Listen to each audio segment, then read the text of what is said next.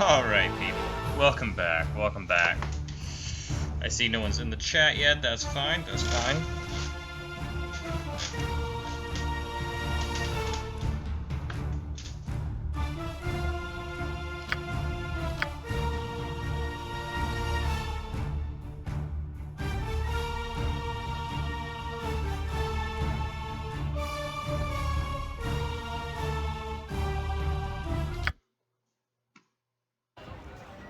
Alright, so we're back. We're here again in Baragost with our good friend Tuchel. You're here to love me, eh, Brat Jedi? Alright. So, don't know what the issue was with my stream, why my OBS settings were changed, but such is life, I guess. Now I know I need to check that in the future before I start streaming, before it's time for the stream to start. Oh well. So then, where were we? We were clearing out a bunch of areas, I know that much. No, come on. Oh, let's see here. I think we'd gotten down through most of the southwest as well, and we were just needing to clear out some of the southeast, and potentially get started on the main quest. So that's awesome. Yeah, get good, huh? Alright, do we have any outstanding quests? I don't think we... Yeah, we got Gert's Cloak, which we can't do right now. And that is it. Okay, so we don't have anything specific to lead us anywhere. So we're just still continuing to do what we're doing.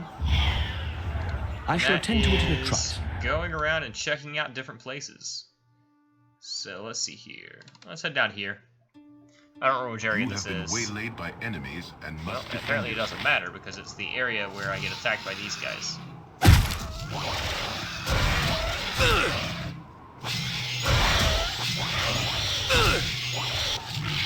So how's everybody doing tonight?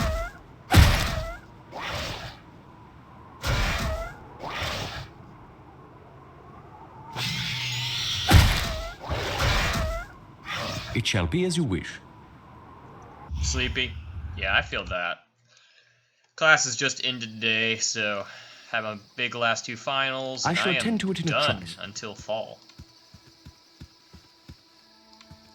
Potentially later, depending on if things go badly. So,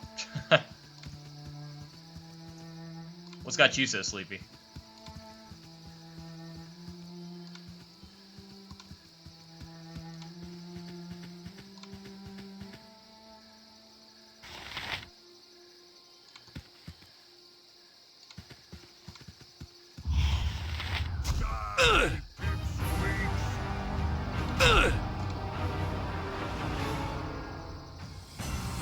time for some carnage.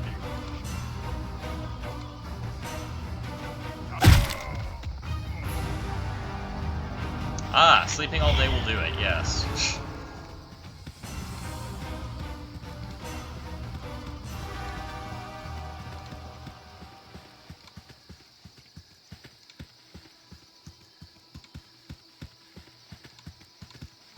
Anybody seen any good movies or anything?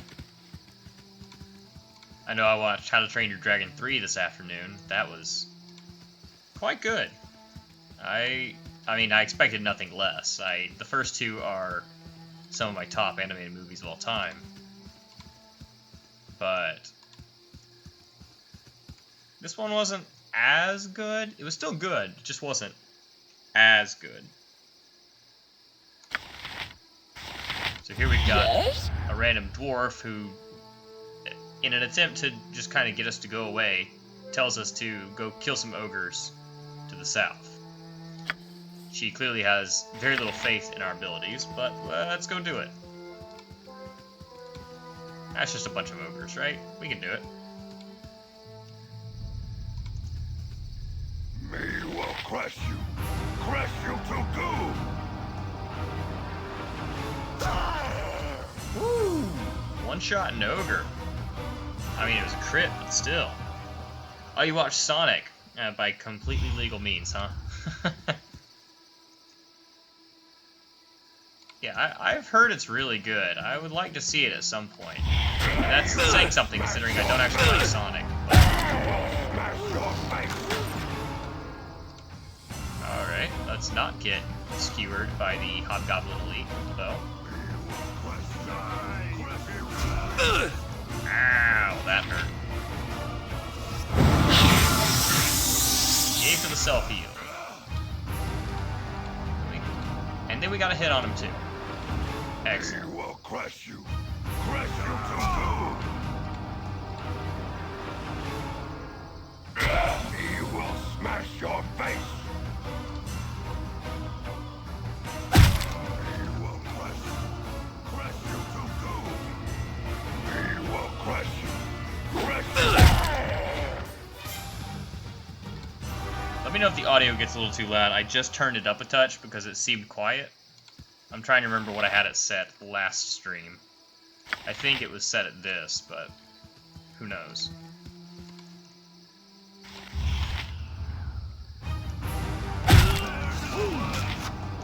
That's a one-shot, one-kill.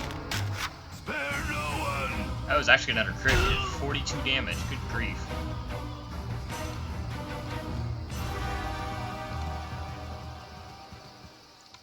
So what's everybody been up to over the quarantine?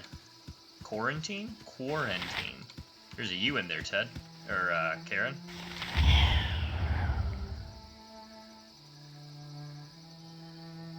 Awesome, thanks.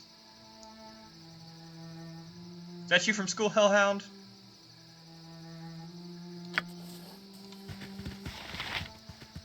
Yeah, so we came back and told the dwarf that we'd successfully killed those ogres, and she was like, gosh, go somewhere else. I don't know. I just told you that to get you rid of you. Jeez.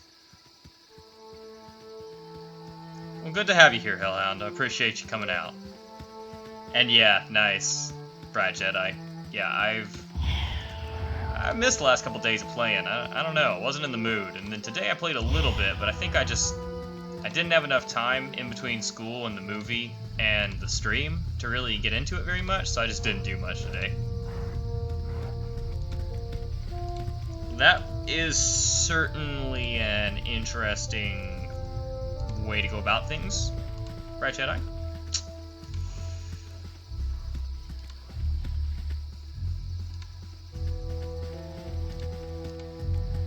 So yeah, for Hellhound and any of our other viewers who are not aware of what this game is, this is Baldur's Gate. It's an old CRPG from, back in the 90s, I believe. Back, I want to say before I was born, or at least shortly before I was born. Around the time, at least. And this is just a challenge run where I'm playing as a monk. I have absolutely no equipment. I'm not allowed to use any. I'm not allowed to have any party members or anything. I'm just trying to beat the game.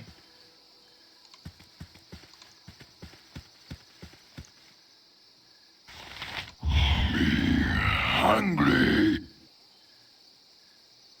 So this guy just wants to take our iron and our life, and yeah, I don't think he's realized that we don't have any metal on us. In fact, we barely have cloth on us. But he does summon 4 more half-ogres. And scarily enough, this guy, Argane, actually has a magic two-handed sword. So he's not an insignificant foe. Fortunately, we are definitely faster than them.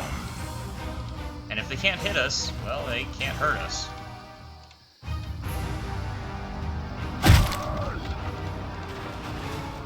Nice, Hellhound. Yeah, I just started streaming a short while ago myself. It wasn't necessarily the quarantine, although having the extra free time definitely helped. It was more just the fact that I have always wanted to stream or do YouTube, and I figured I have a good enough setup for some casual streams, and hey, why not? Yeah, I don't expect anyone to be majorly interested, but if anyone is, that's great.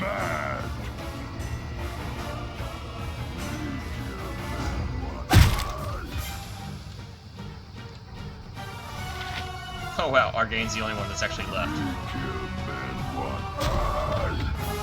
Boom. Yep, there he goes. Yeah, so if you look at the loot there on the ground, it's a magic two-handed sword, so... Pretty snazzy loot. This is, I think, the first place in the game where you can get one of those, so if you're the type of character that uses that, this is an area you may want to bum rush. As for me, it is irrelevant. What kind of content you wanted to put out on the interwebs, Hellhound?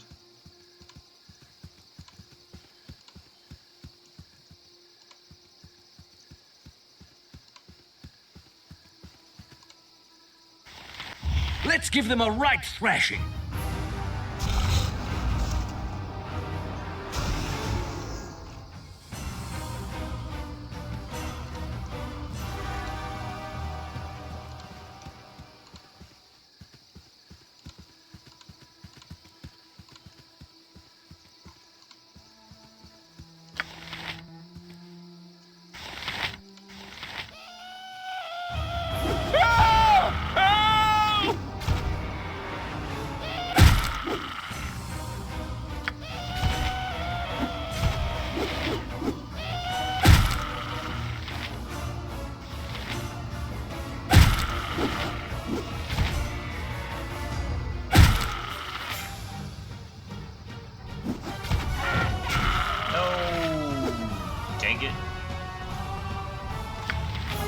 Our last save. Oh, I'm still in combat.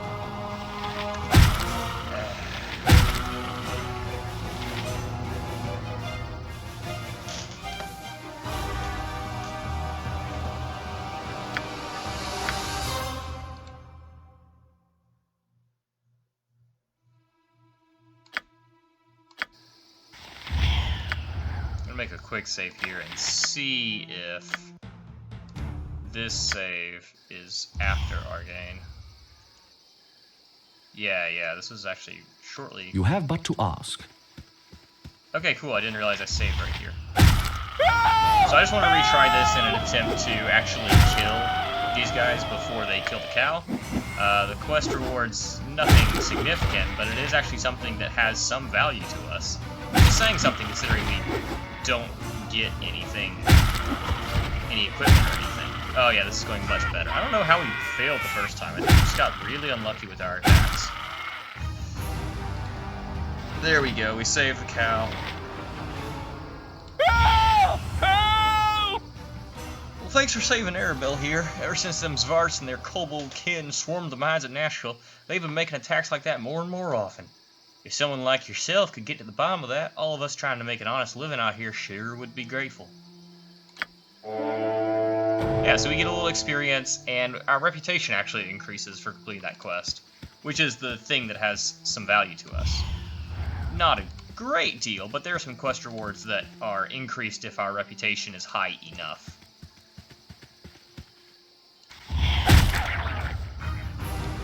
Gaming vlogs, do you mean like Let's Plays or something different?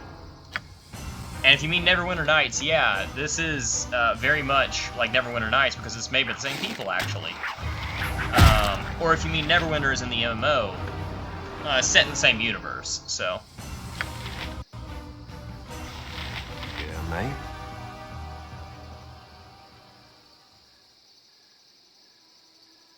So this guy is just a yet another messenger. We've seen a lot of these as we've traveled around the map. And he's just off to report stuff. Bandit raids increasing, iron ore depleting, everyone's up in arms about their lack of arms. There's a lot of tension between the two countries of and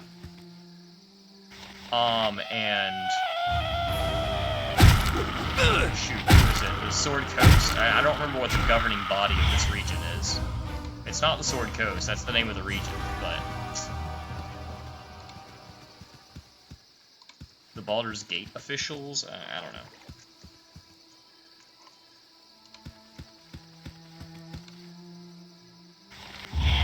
Well, see, they're up in arms without their arms because, you know, they're...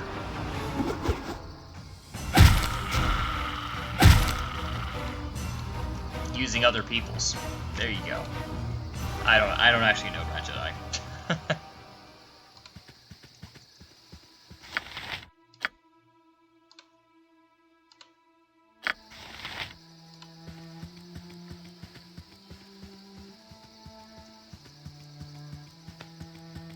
Yeah, Hellhound. It's all set in the... Oh, what's it called? Forgotten Realms D&D setting. These are all official D&D games.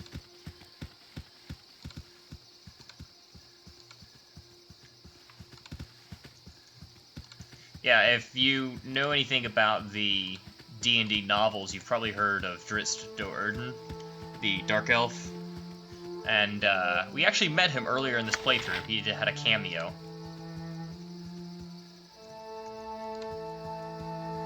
Yeah, for a long time I felt like I had to have some sort of super... what's the word? Organized Let's Play and everything. And I do want to do more of those, you know, like actual roleplay Let's Plays of like the Elder Scrolls and stuff. But it occurred to me that why not just stream my gameplay, you know? Have fun, chat with people while I do it. You know, sounds good to me. So, yet again, more bandits.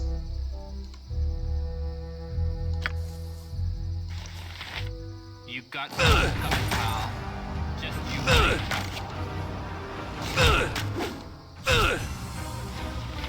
Oh, thank goodness. Ow. Okay, I take it back. I was thinking that I would be in a better position if I was fighting them in melee, but honestly, they're still hitting me a lot. Okay, I guess they just got really lucky for the first part of the fight. Because as soon as I got in close, well, not as soon, but shortly after, they went kablooey. That was not a pretty fight, but it happened. Let's see here. Is that the entire area? Yep, that's the entire area. Let's head east and see what else there is to see.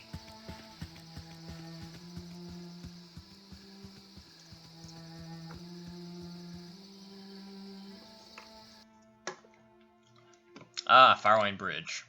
Classic. One of the actually named areas in this game. A lot of the wilderness areas are not named. They have names elsewhere, like in the code and stuff, I think.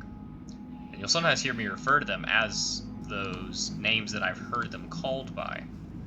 But you're not going to see those names in the actual game. This one being an exception.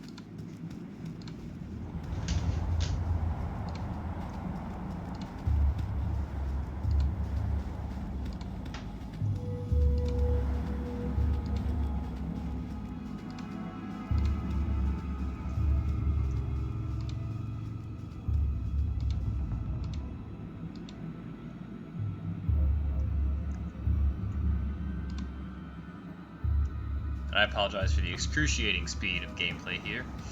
I have I like to uncover the entire map. And yeah, fortunately that means a little bit of extra walking. If you have a full party of 6, it's actually very easy, because as long as you know where enemy encounters are and everything, you can have your characters split up and move across the map and uncover the entire map in no time at all, with no risk to your characters. But when you've got a solo character like this, you gotta wait for him to walk all over the place. That's not too bad, though.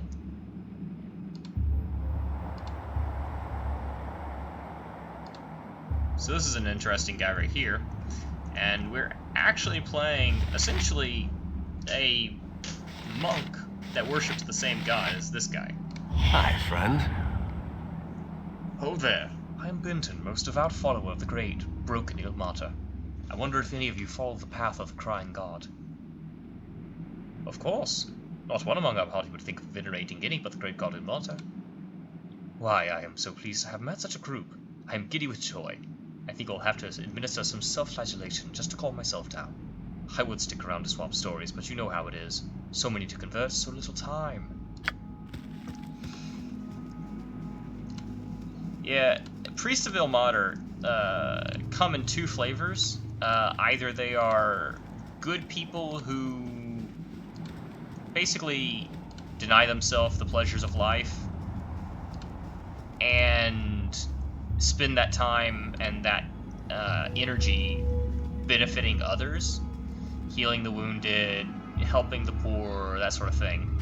And then you have the types of Priest of Ilmater like that guy, who are wackos who think that the more pain they take on them, like there's a finite amount of pain in the universe, and the more pain they suffer, the less pain will apply to other people.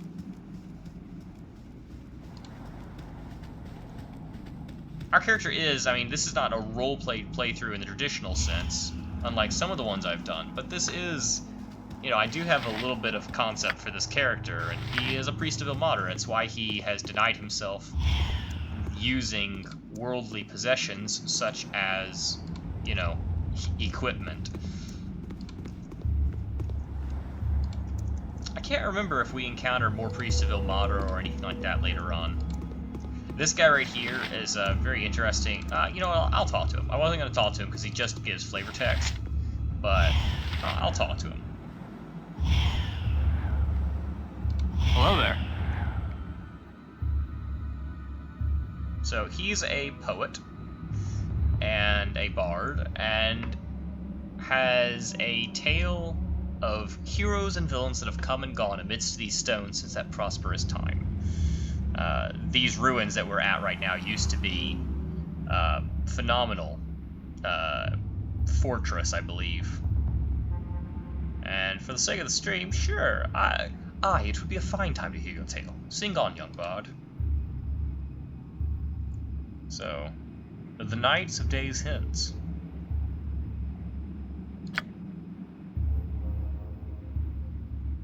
You know what, let's be extra and make everybody regret... yes, exactly, Poe is an Edgar Allan Poe. Let's be extra and make everybody regret tuning in. I've a tale to tell, of knights so bold and dungeon hell, and slumber broke upon the shore of Nightmare's Reef when dawn no more.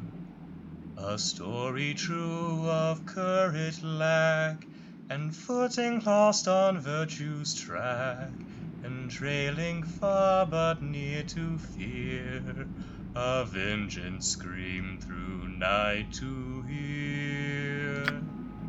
The swordsmen came by 2 and 4 to take their fight to evil's core, with confidence and might and right, went bravely forward, spreading light. But light alone canst clear the path when suffers all a hellish wrath. From deep below whence fires came, still none above dare speak the name. Together fought, together fell, till good had won. Those stories tell the cursed tale of treachery, when evil stole the victory.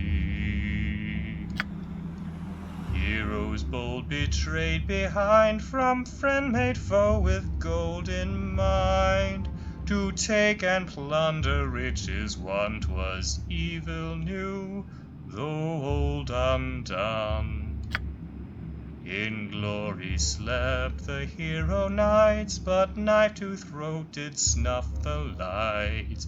Behind their eyes a simple deed, 'twas honor dead as killed by greed. Strong enough to break a vow, alone with gold he struggled now, to leave his dungeon deed and hide.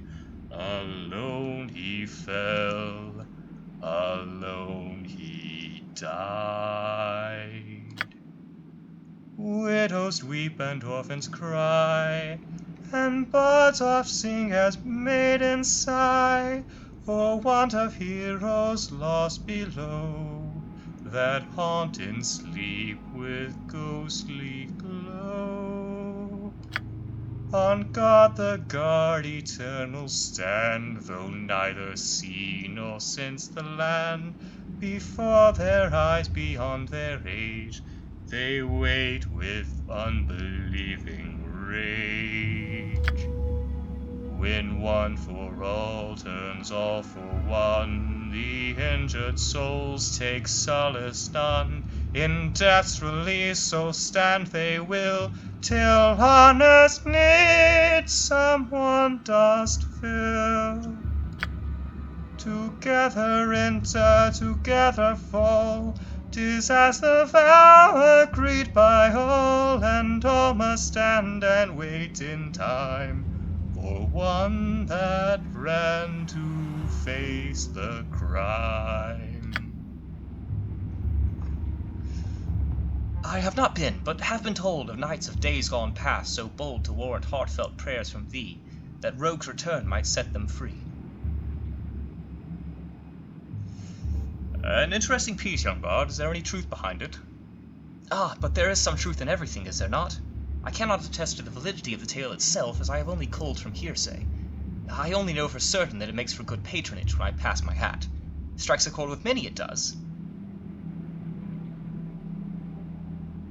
A rousing tale. Please, take this 10 gold that I might finance your further travels. You are certainly too kind. A very good day to you on your travels. And we will save so we don't have to do that again.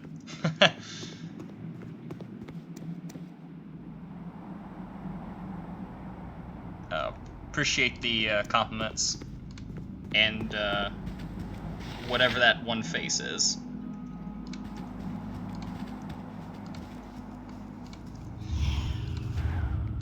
Well, see, now I feel like I need to make a highlight video for this stream, just so I can include that.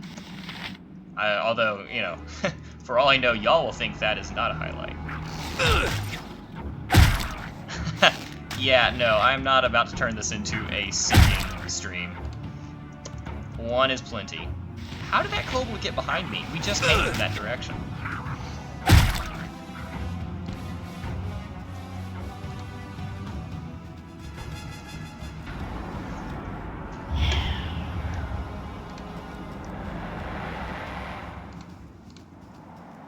I should turn it into a singing. Maybe some other time. And by that, I mean absolutely not, because I don't have the equipment to make it sound as good as I think it should. Implying, of course, that I think I sound good enough to be doing that at all, which I don't.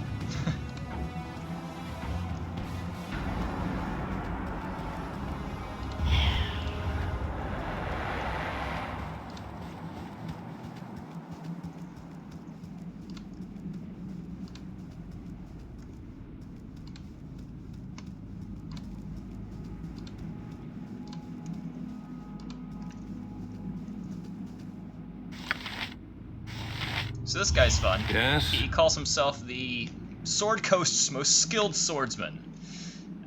You may have heard of my name. I'm quite famous after all. No, we've never heard of you before. And you can just be like, wow, incredible, or nah, that's great. Moving on. Oh, the highlight. Gotcha. No, you're good. Yeah, thanks. So yeah, you can respond to this guy numerous different ways. But to metagame, the best way is to taunt him and say, "Why are you wandering about the wilderness, dressed in what amounts to rags?" And he's like, "Oh yeah, I'll show you. I'll stab you. Just watch me. I'll do it." And yeah. Well, why don't you draw your sword then, so we can see who the better swordsman is, you or our party? Joke's on him, we don't have any swords in the party. We don't even have any weapons in the party. But what we do have is fists, and we have very strong ones.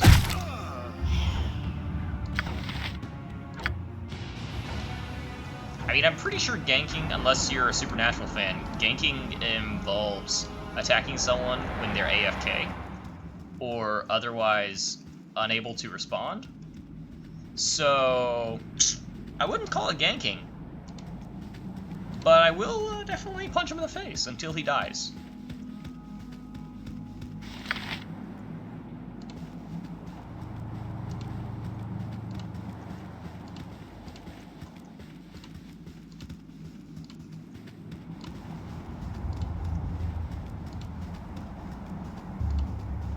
There's an encounter around here that I'm very scared of. There she is. They're gonna drag you under when I'm done. He's driving me mad. Oh, please make it stop. Make him stop his screaming. Ah! Shut it up! I promise I won't do all the dialogue because, gosh, that gets annoying. But basically, you just go, oh, what's wrong? You see this jar? Do you see it? Yeah, okay, what's going on? So she and her companions were exploring the ruins, they found this jar, it drove them all mad, they killed each other, and now the jar is speaking to her and telling her to say the name.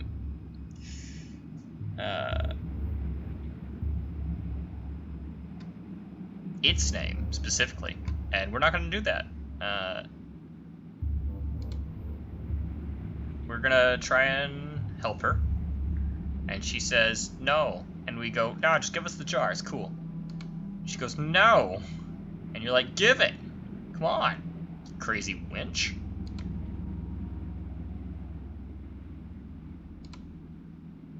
And you try to take it from her, and she snaps and says, Kark. Oh, mighty Kark.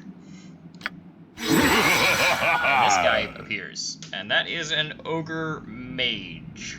And a very powerful one, like, actually more powerful than most of the ones you encounter in the game. And ogre mages are not a joke to begin with. I am free at last. Mortals, before you die, know that you have pleased Kark, mightiest of the ogre magi. Your death shall feed my power, for now I am weak. And if I remember correctly, can we hit him? Well, we certainly can't deal direct damage to him now. Incactus. I don't know how he missed us with the lightning bolt. He definitely did. He did it twice. I'm not sure what's going on there. Yeah, Beetlejuice for sure. Ooh, that's not good. He did hit us with an acid arrow, which is constant poison damage. Although it appears we're resistant to touch of it, which is pretty nifty. Yes, we can hit him. Okay, awesome. I remember one time I was playing through a playthrough where I only had an archer. And this guy has protection from missiles or something like that, so you... Ow, that was a powerful magic missile. You just flat out couldn't hit him with your arrows at all. So you had to get stuck in with melee. If you're an archer, that's not necessarily a good choice. But we actually did it. We beat him. We are half dead, but hey, that's better than all dead. I shall attend to it in a trice. And that is actually the big challenge of this area. That's the big fight. So, more or less, area cleared. Now watch as I die to 3 random skeletons. That's actually good.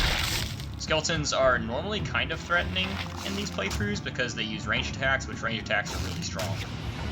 Bows especially, but just ranged attacks in general. And also, you can't deal as much damage to them with most weapons because they are made of bone, and your slashing and piercing weapons aren't going to deal enough damage. Now, with Let's that give said, them a right thrashing. Fists are a blunt weapon, and all blunt weapons deal full damage. So, could crack, you done. Sit down.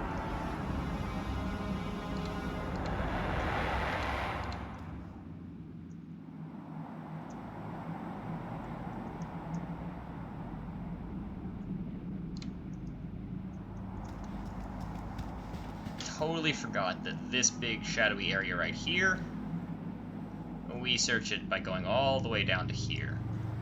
So it's gonna be a little walk.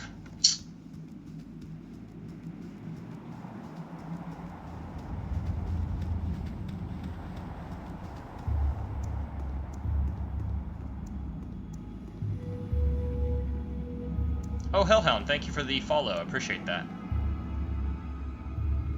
Did not notice that earlier.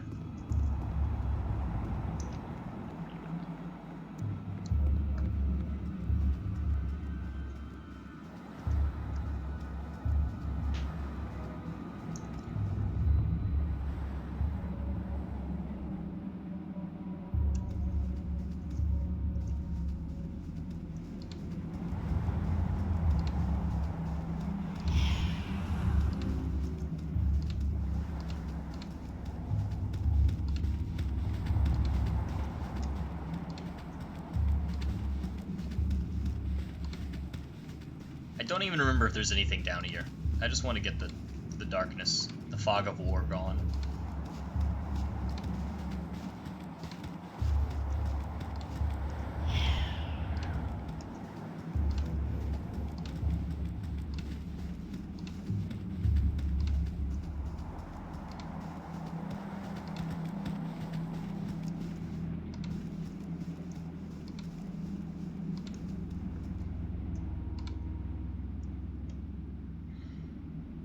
And then we are definitely going to need to take a rest. And by that I mean we're just going to do an area transition, because we have 20 con, which means that we get regeneration, which is very handy. Because actual time passes when you travel between areas, so your regeneration, which may only be 1 HP per minute, well, when you consider that traveling from an area to a different area takes, you know, a matter of hours, the end result is that, well, you heal fully.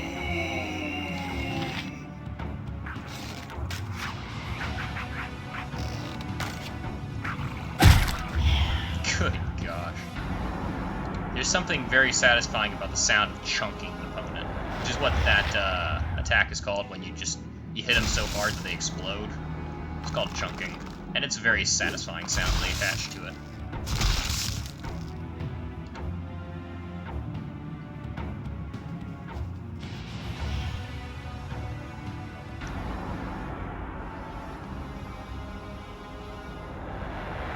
Where to now? Where to now?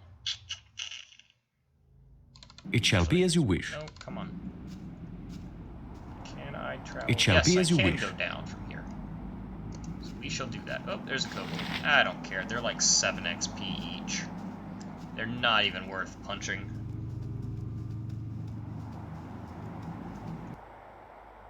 Aha!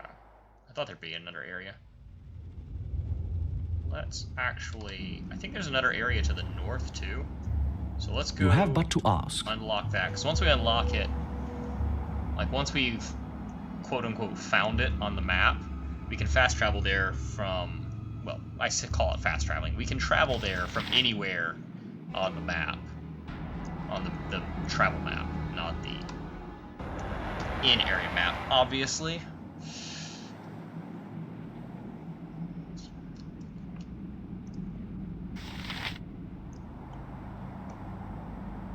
Also, for anyone who's not aware, one of the big things that makes this run challenging, at least in the beginning, is the fact that... Oh yeah, Gullikin.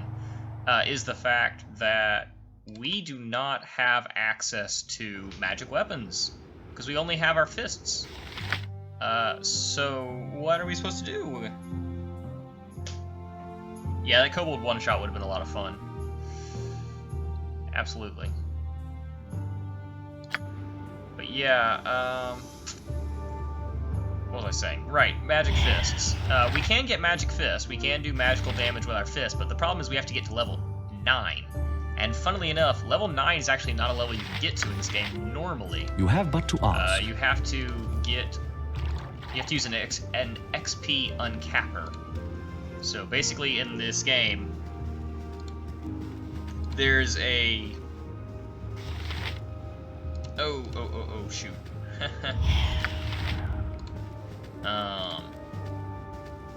There's a level cap, and it's specifically an XP cap, not a level cap, but it essentially amounts to a level cap.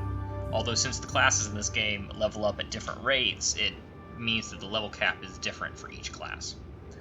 Hence, it being an XP cap. But, I digress. Point is, I have an XP uncapper, we can get to level 9, we can get +1 magic fists. Which is the actual goal of this current bit of questing. We've cleared most of the map and we still haven't actually gotten started on the main quest. And that's intentional. Anyway, so here we've got 4 mercs that are trying to kill us. 4 bounty hunters, and this is actually not the first time this has happened, for those of you just tuning in. Yeah, this is a later group.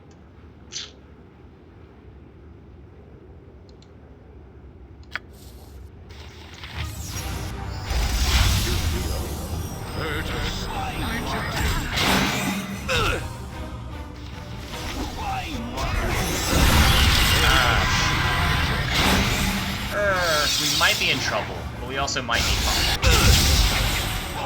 So we got hit with a horror. We can't really do anything. We're probably gonna have to die. Why cap experience? Because this game is the first of 2, and they had a specific level cap in mind. Like, there are bits of dialogue in this game that point to the fact that they knew they were making a second game long before they actually got to it. So they had I'm assuming a set level in mind for that second game. Like in this, spoiler, in the beginning of the second game, you are level 11, I believe it is. It may vary depending on your class, but I think it's about level 11. So, with that in mind, your character in this game, capping out at level, I think 9 for rogues is the best you can do. It makes sense. Alright, so yeah, as I was thinking, we actually survived. And this guy is... that's the nail in the coffin. Yeah, okay. Now we're dead. Yeah, I'm not even... you know what, we've got a new person watching the stream. I'll let the death scene play.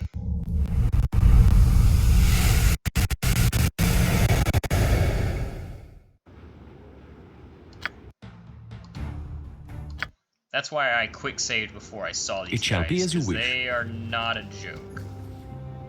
Ah, shoot. I thought my stealth would last longer. It did not.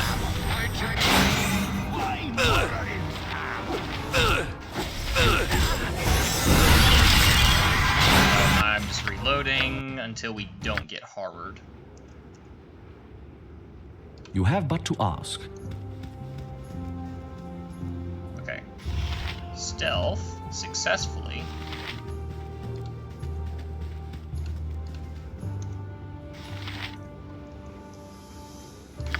Sock this dwarf in the gob. I don't know if you could hear it, but... Ow!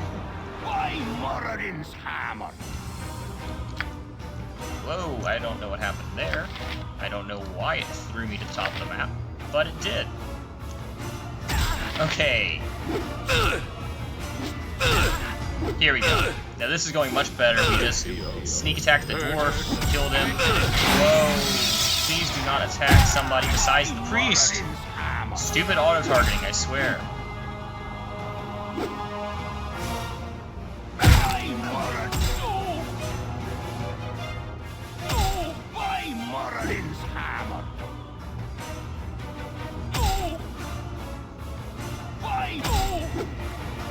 This is still not an easy fight, even with the,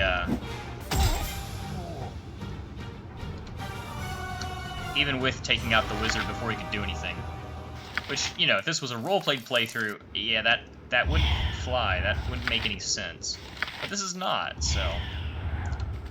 And I just did a quick sleep to heal up, which took 1 day and 16 hours. You might think that seems like a long time, but in actuality, that's our character waking up every 8 hours, casting his heal on himself, and going back to sleep. If we did not have a once-a-day heal, once per rest It shall be heal, as you wish. we would have had to sleep for like 16 days. I don't know if I responded to your statement, Hellhound. Yeah, it is a cool cutscene. There is a reason that it is as dramatic as it is. I don't know if y'all caught it on your end, probably because I got it on my end, and it's not even a matter of the stream, but there is like some lag or stagger to some frame drop during the scene, and I don't know why that is. What sounds like you during a migraine, Rat Jedi?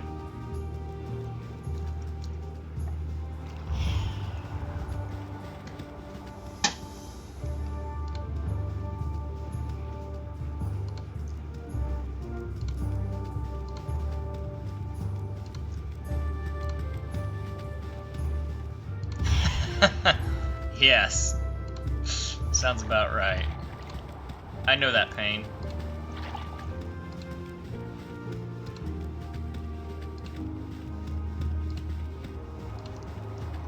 Oh, okay, cool. I guess that's just a little circle there. Oh, there we go. There's how I get up. Me wandering around like a moron wasn't even actually an attempt to uncover the map there. That was just me not knowing where to go. This area is very big. Like, this specific area we're in right now, Gullykin. Very big area. Not a whole lot in it. There's something up in the top left corner of the map, and then there's that fight with the bounty hunters. And that's it. There's just a whole lot of nothing. Of course, random spawns can always occur in the whole lot of nothing. So for an XP strapped run like this, where every drop of XP counts, I am more than happy to cover everything.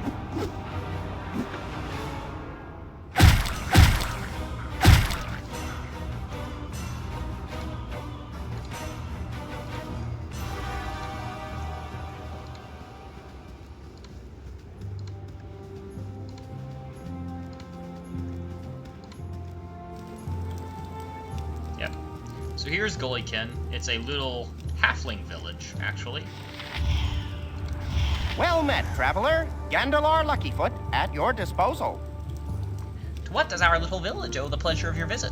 Off to Durlag's tower, or have you already been, and now you need your breaks and bruises healed? Many a wanderer comes in town, nearly bled to death.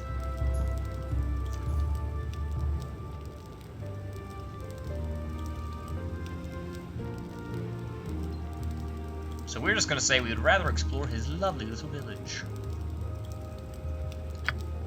And that's basically all the dialogue he offers at the start. All of these guys standing around here are just generic halfling men. I think there's some halfling women. Yeah, there you go. Variety. Now you can talk to Gandalar a second time to get some additional dialogue and a quest, but we're gonna hold off on that for a moment.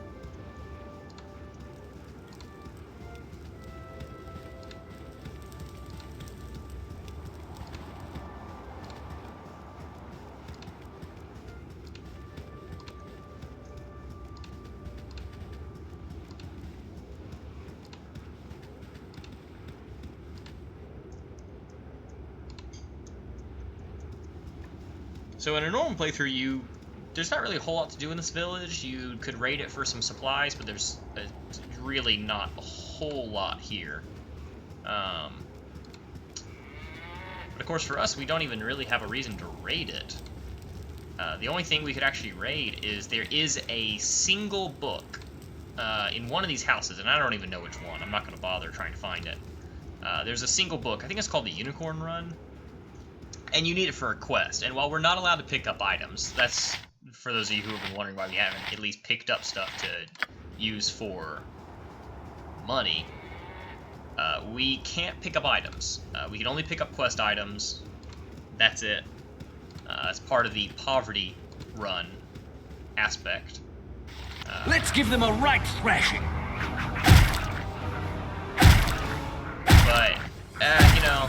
I could search the houses, try to find the book for the sake of, you know, having it genuinely like 3 chapters later.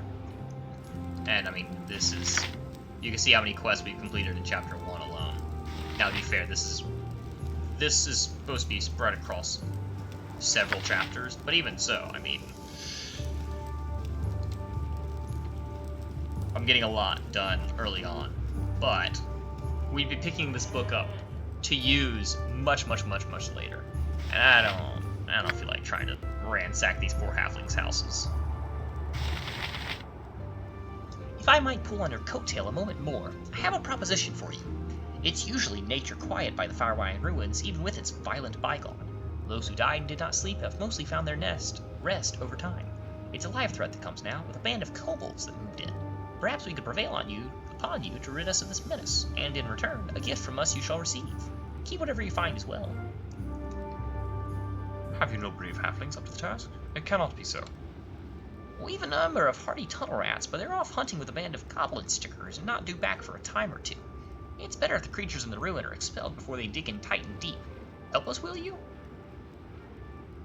I'll gladly aid you, small folk, as best I can. Lead on. Aye, I can point the way to you, and gladly so, but I must warn you as well.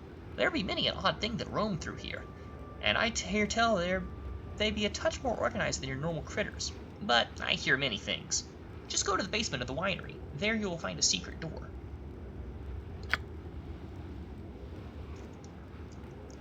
So yeah,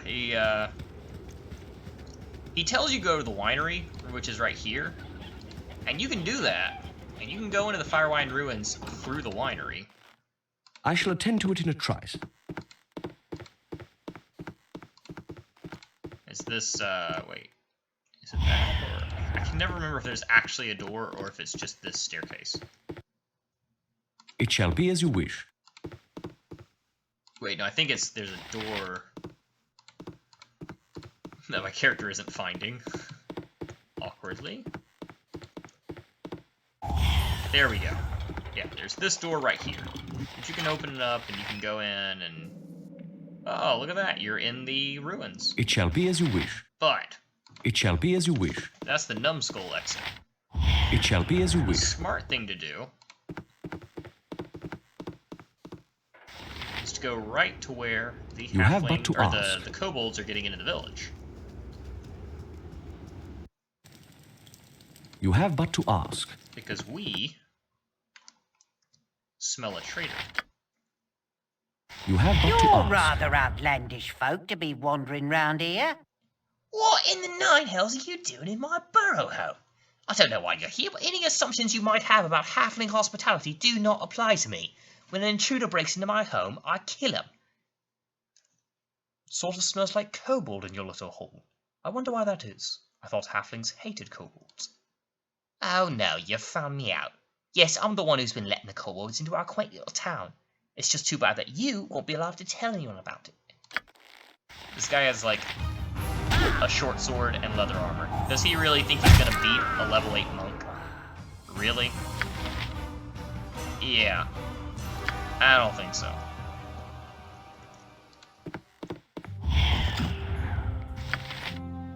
And as a result, we find a hidden entrance. And this is the hidden entrance. And if we can successfully stealth, I will show you what I mean. Because I'd like to be stealth going into the next area.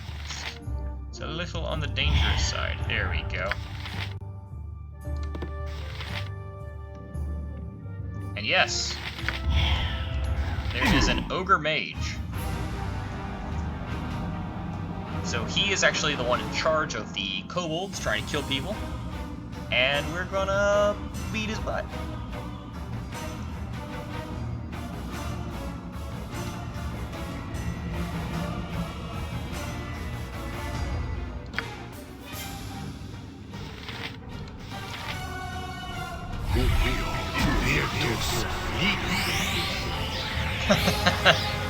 Two good punches and he had a morale failure. That's what happens when the circle beneath them turns yellow. He was gonna run away. To be fair, we punched him so hard he failed to cast his spell. I shall attend to it in a trice. You know, Kinda makes sense.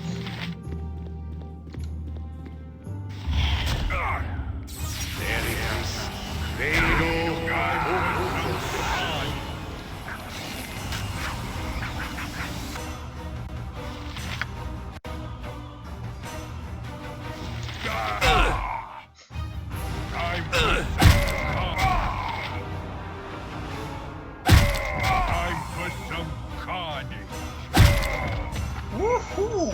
Alright! That went really well. We are quick saving again. I had a feeling they would follow me in here, but I figured I could get a I quick shall attend save to it in a trice. and I'd be in good shape. I did not expect to just You absolutely have but to obliterate ask. them like I did.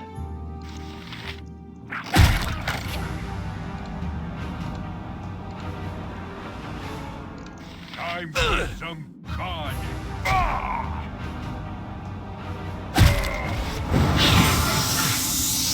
So yeah, these Ogrelons are basically like they're not half-ogres. I don't remember what the lore is behind them exactly, but they're like a sub-breed of ogre, and they're not as strong as ogres. Oh, I say they're not as strong. I think it may just be more that they don't have as much HP, but they are still very distinctly dangerous. What's even more dangerous is these kobold commandos. These guys have little fire arrows, and good gosh, archery Let's give them a right thrashing. hurts in this game. Let's To give them a an right actually thrashing. absurd degree. Fortunately, as long as we're able to successfully sneak around, we should be fine. I say as we fail to sneak. It's been a trait of this run. Doesn't help that our stealth skills are just not that great yet. They'll improve over time, but apparently it's going to take a lot of time.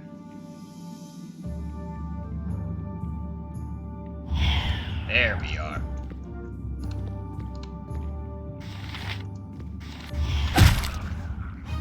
Kobold commandos, however dangerous they may be, are not particularly sturdy.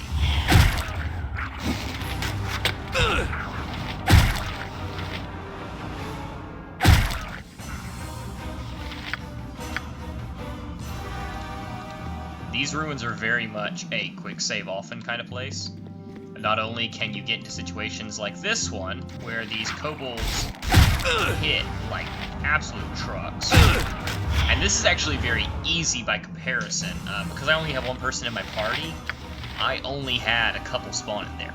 If you have a full person party of 6, you've got about 12 kobolds there, and if they focus fire their fire arrows on one target, it's not good. It's really not good. My most recent playthrough of this game before this one, that was a thing. So this guy says, take the armor back. Let's Strike give me them down, a right take the thrashing. armor back. And we will actually take the armor back. The reason being is this is a quest armor, or quest item. Now that, I suppose either statement is correct there. But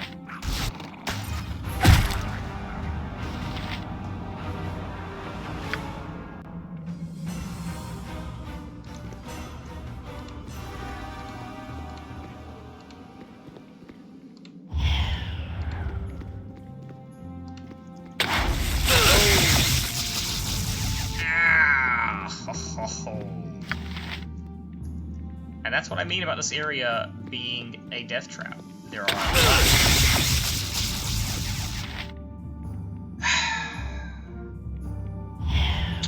are a lot of lightning bolts and other traps that will tear your skin off. Or just shoot you in the face with an arrow.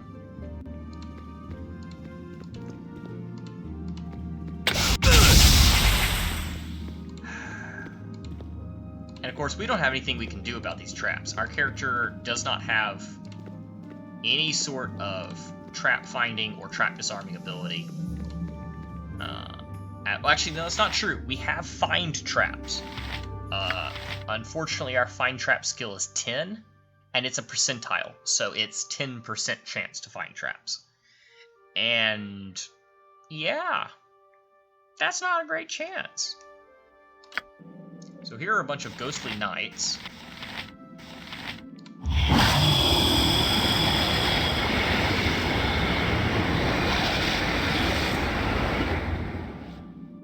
That is a long audio clip.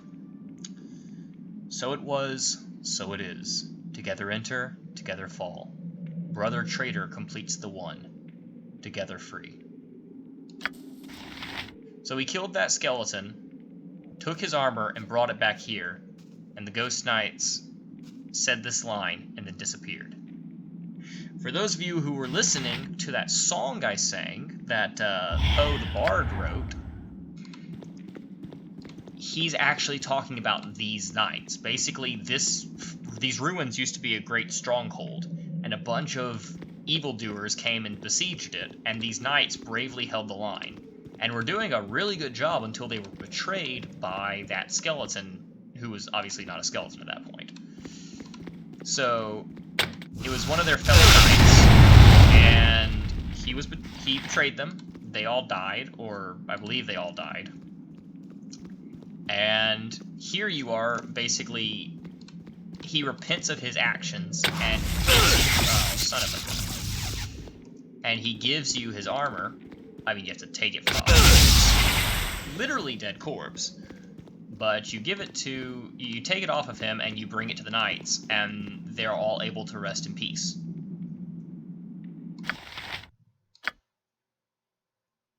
Shoot. I did not clear this area out entirely. Alright, well, I'll take a look. I wonder. Whew, we have a long way to go till level 9. 83,000 XP. Most quests at this point of the game only give about 1,000 or 2. So we're looking at quite literally, 80 quests. Now, of course, XP rewards will increase a lot later, but we're not there yet.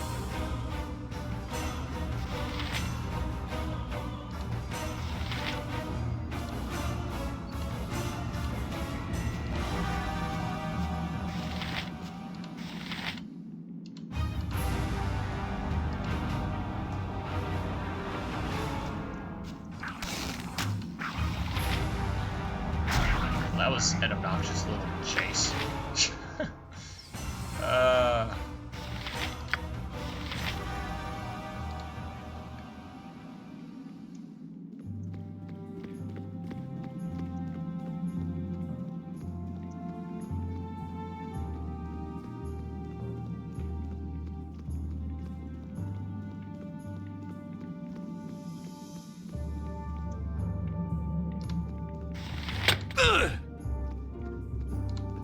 Now the question is, can we make it out of here alive, considering we are getting shot to pieces?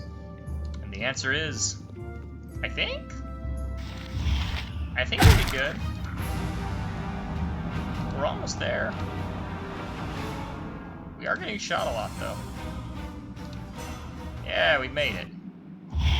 And as you can see, here we are at the Firewine Ruins Bridge. So yeah, this is just an underground fortress type thing, and we went all the way from Gullykin through to I shall attend to it in a the trice. bridge. I shall attend to it in a trice.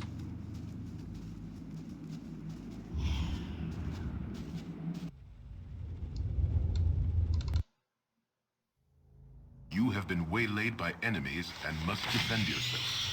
Oh no, it's a bunch of gibberlings. Whatever will I do? Oh, there's so many of them. I don't think I can beat them.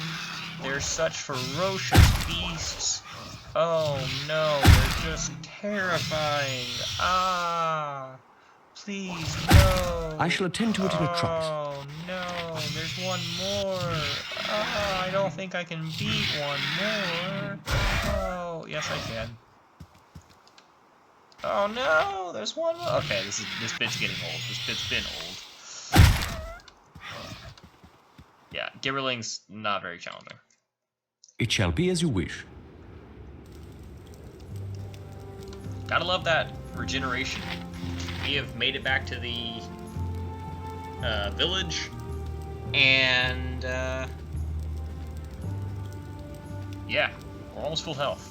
We haven't even taken a rest, but we're almost full health.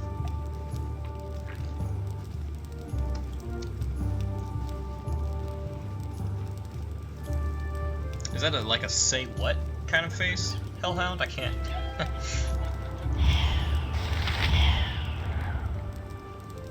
Tugel, I have received news that you have cleared out the Firewine Ruin Bridge. No longer will kobolds plague our tiny village. I must congratulate you on a job well done. Everyone is grateful for your help. And take this small amount of money as a show of our gratitude.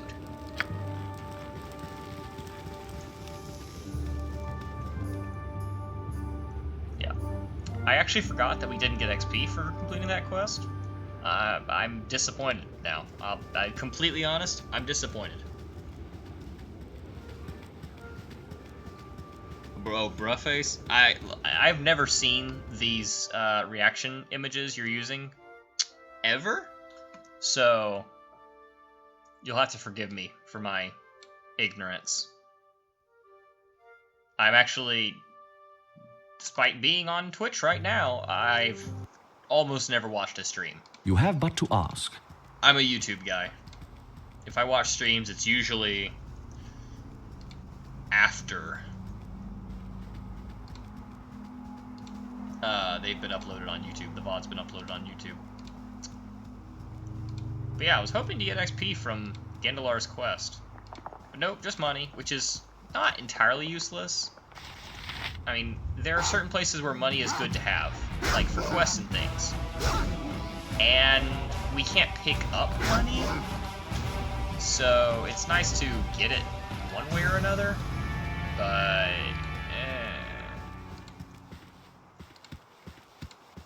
there's better things. We'll just say that. Like XP. XP's better.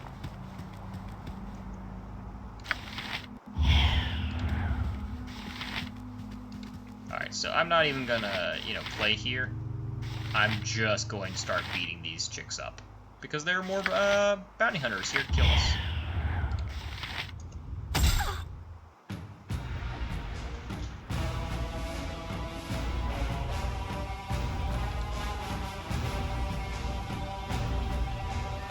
Now this is actually the first interesting moment with bounty hunters, because they specifically say your interference with the Iron Throne may have caused some minor setbacks, but die knowing that your actions were mostly futile.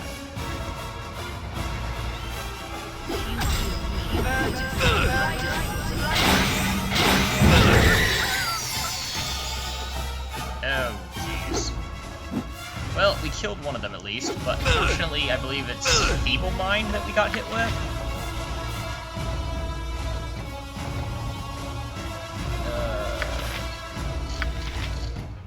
Rigid thinking, there we go.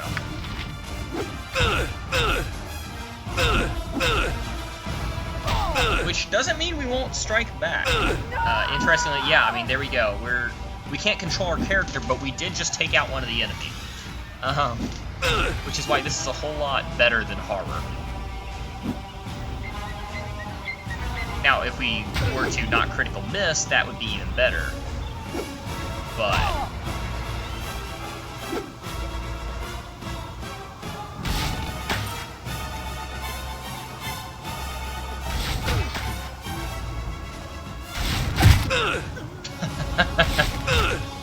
now, as long as we don't get killed by these arrows, we'll be fine, because we've just killed... Oh, wait, no. I thought for a second we had a control of our character, but no, it's just auto-pausing because she got off the screen and came back. Yeah, as long as we don't get killed by these arrows, we'll be fine. I say as we get killed by these arrows. I shall attend to it in a trice. But, yeah, there we go. Easy win. Easy win.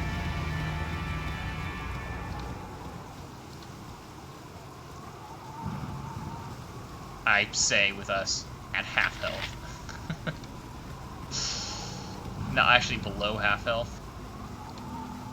Still, though, that could have gone a lot worse than it did. Not gonna lie.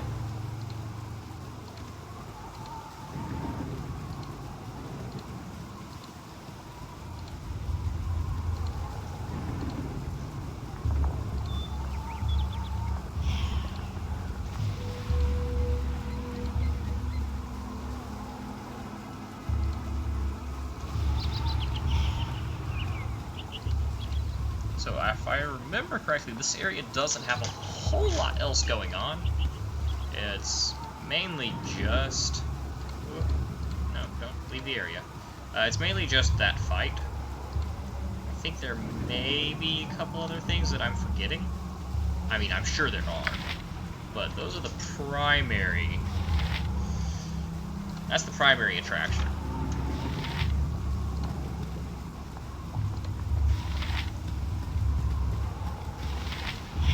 Help! Help!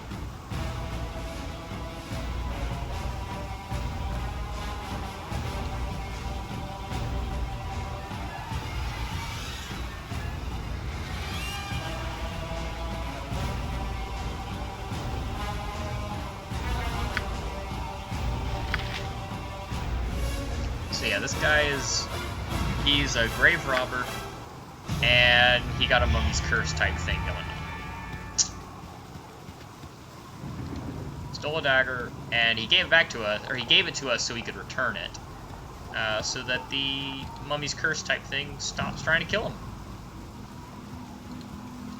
We are unconcerned. I actually did not realize this was the area that had this quest. I thought that it was the next area to the south. But I'm not going to complain. XP is XP.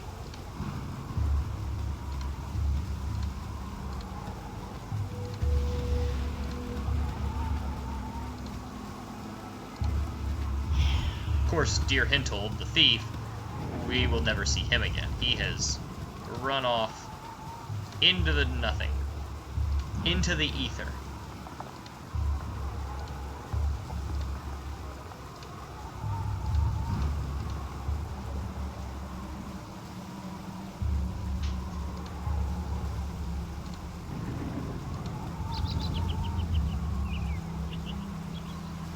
I also forgot this quest was here.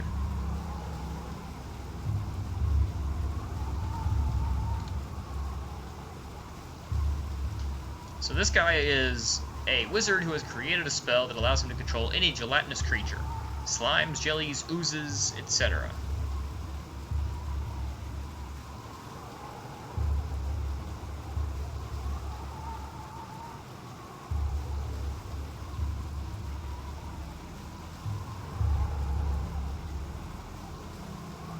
And we're gonna say, oh, please give us the spell. It sounds so useful. And he's like, what? No! Absolutely not! Come, my jellies, kill! Kill! Why does the game keep doing this? Just slides to them? I think it's... I'm wondering if it's because we were traveling when the dialogue box popped open, and so now the game is trying to push the screen, the window, further over for the amount of time that we would have been in the dialogue. I don't know if that's true or not, that's just my assumption, but it certainly seems like a fine one to me. We are actually going to run right along and not fight this fight. We will come back and fight the wizard and his jellies. I don't care about fighting right this second.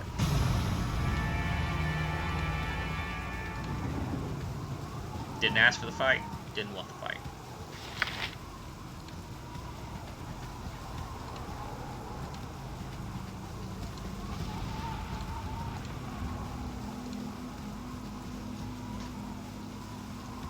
I mean, we do want the fight, it's good XP, but not right this second, because we hurt.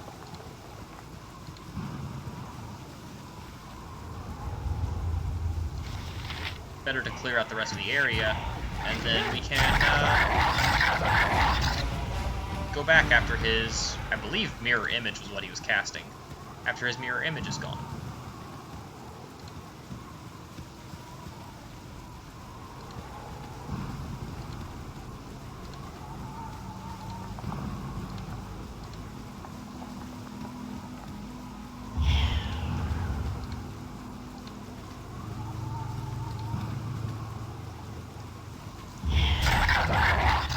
flag. I'm not used to getting that in this game. The jellies have followed us. Quite a ways, too. Alright, you know what? We'll fight you.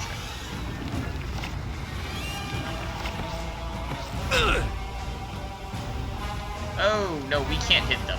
We just flat can't hit them. Our weapon is ineffective. So that's not awesome.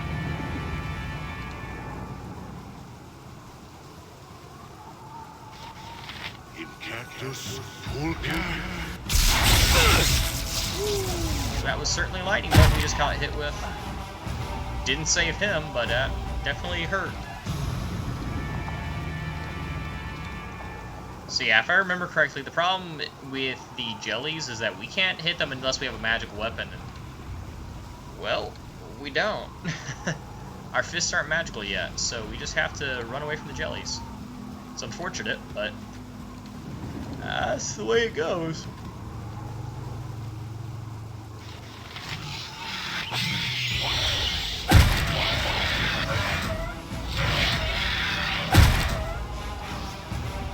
Boom. More dribblings down. They really aren't a threat.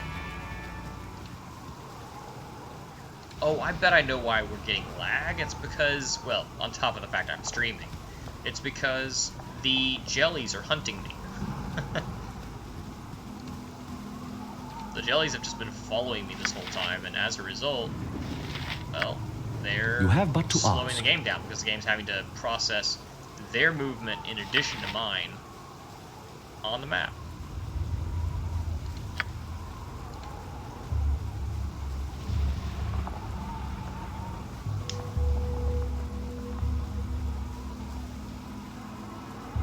That's done.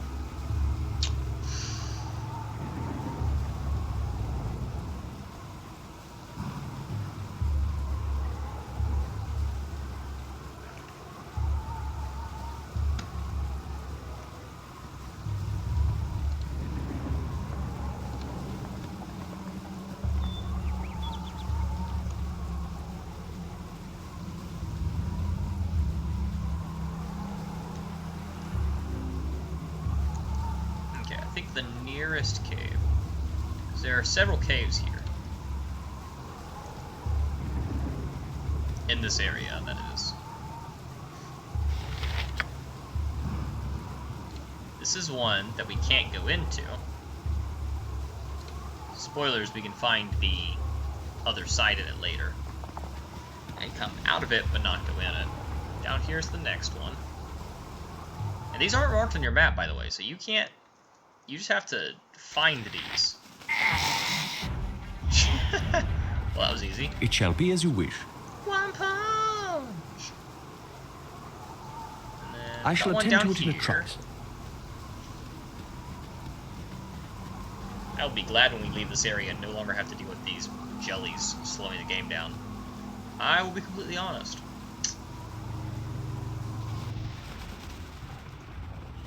It shall be as you wish. Oh, shoot. My spleen! You can't hit Alas, my life's blood. It shall be as you wish. No, no, thank you. Goodbye, sir. Actually, no, we're gonna load real quick. I don't want to... I don't want to do that. I shall attend to it in a trice. Oh, we had to reload our one punch. Tragic.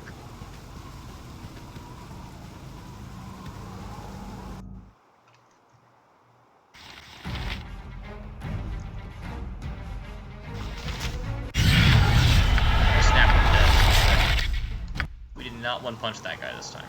And he paralyzed You have but us. to ask. Awkward.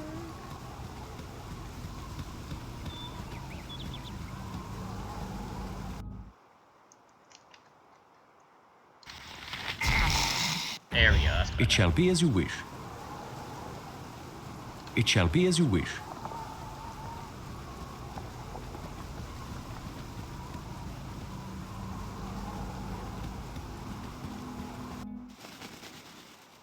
It shall be as you wish. So let's try this again. Must revenge.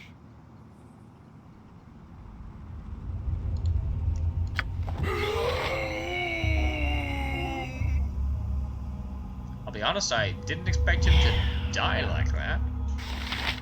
I believe you can get more XP, or you can maintain the XP and also keep the dagger if you just beat him to death. But unfortunately, well, undeath, redeath, whatever. But unfortunately, we can't hit him. He requires a +1 weapon, and we don't have that, so that's really disappointing. You have but to ask. Alas, such is life. We are getting steadily closer to being able to punch all these things. We're at 76,000 XP now, or 76,000 away from our desired level.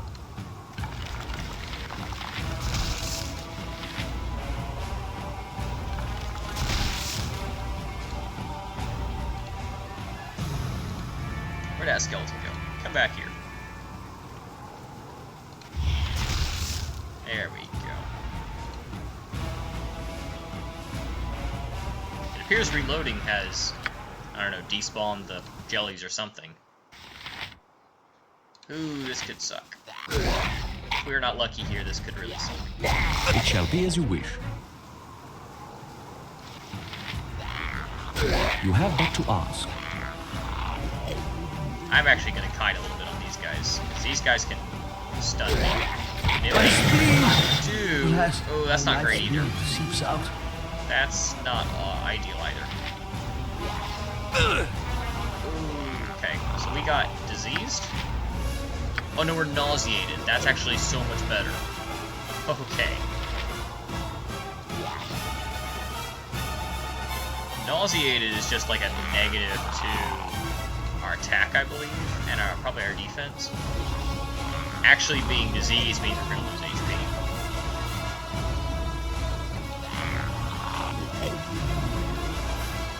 There's definitely a reason I saved before I fought these guys. They hit a lot harder than I would really like to be hit. Considering I have 14 health right now.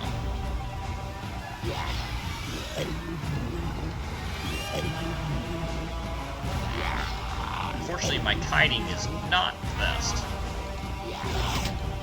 So I'm still getting hit some. Hey, there's one down. On the bright side, these guys give 650 XP. A hefty smack.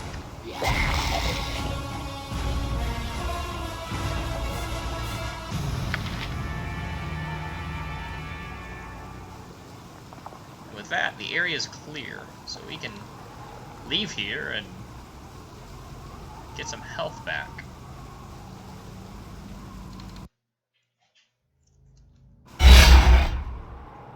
A lot of health back, actually. I'm still gonna take a nap, though, just because I like traveling in day better.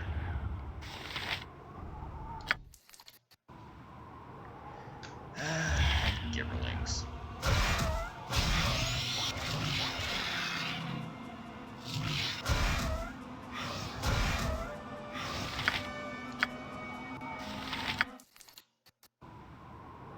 More Gribblings.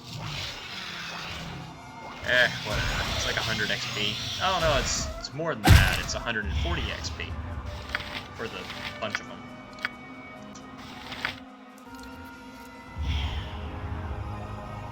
Okay, well, we rested for 8 hours. I shall attend to it in a Day should trice. be popping up in just a second. Which means we'll get to see the hilarious night to day transition, hopefully. Which is where suddenly it's day. You can always tell what time it is, like how close you are to day, by looking at this little clock down in the bottom left.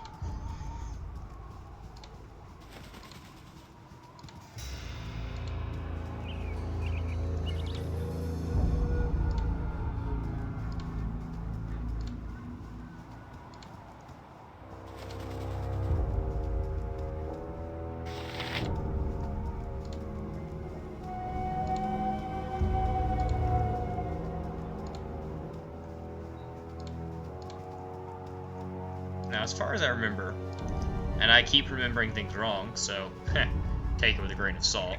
As far as I remember, there's only one major activity in this area.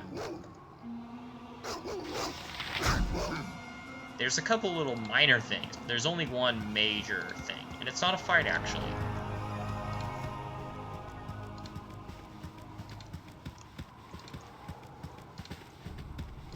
There is it here? Where is it? Yeah, right here.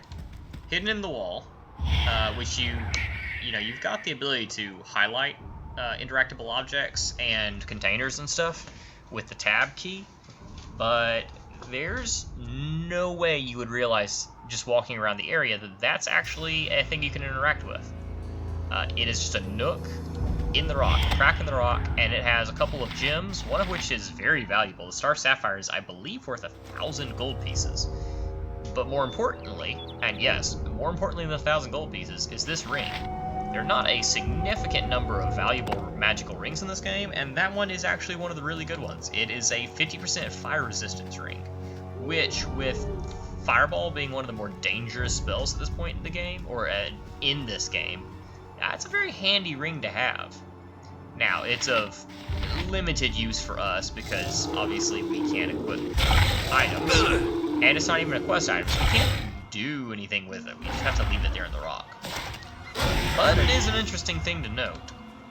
This game has several places and several items where it just leaves stuff in tiny little nooks and crannies that you won't see unless you have a guide or you've played the game before.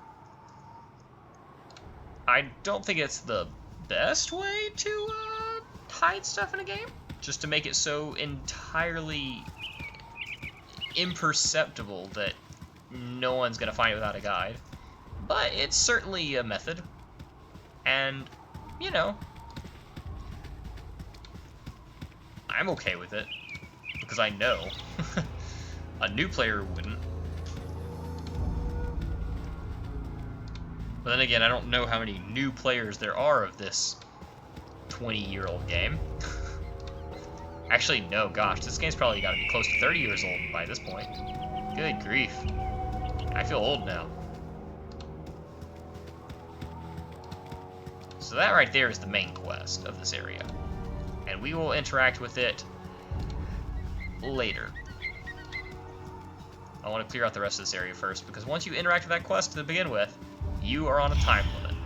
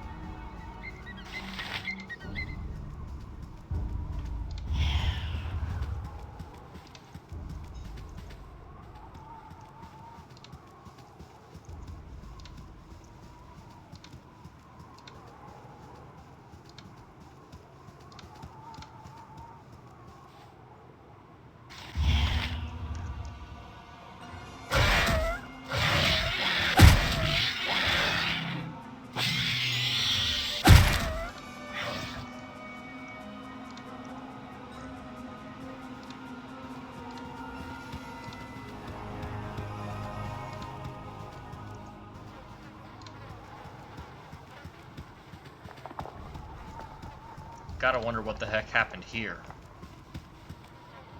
Flies, massive blood splatter. Very dramatic, very dramatic. It might be connected to the fight down here, but or the quest down there, the guy laying on the ground. But I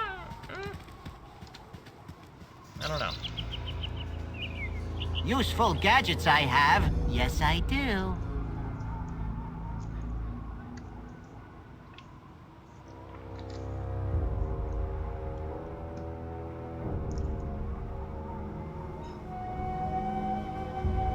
So this is a weird little encounter. It's just a gnome who asks you your name after introducing himself. He's very polite. He introduces himself first. And you might be thinking, ugh, he's just another mercenary here to kill me. But no, actually. He's seen your face in his dreams. And the dreams of you are always ones of blood and death. And there's another man who watches, an evil man. They always end with your death or mine. It's so strange that I should meet you at the focus of these dreams. You must be very special. Tell me about yourself. Perhaps I can help you. And yeah, if you give him just a little bit of information about yourself, he rewards you. And actually, I'll read the dialogue out because there are a couple people in this chat that probably have not played the game before, probably don't know what's going on.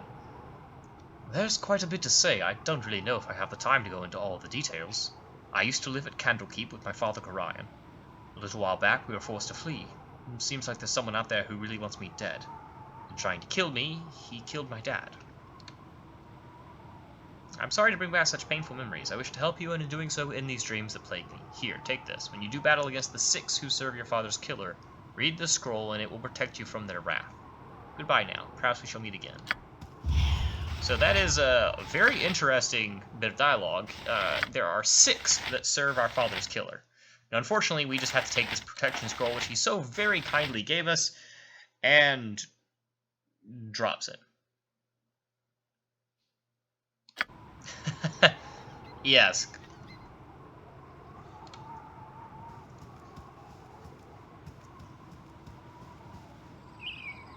What you mean, werewolf, hellhound? I'm not, I've gone through so much I don't know what you were referring to.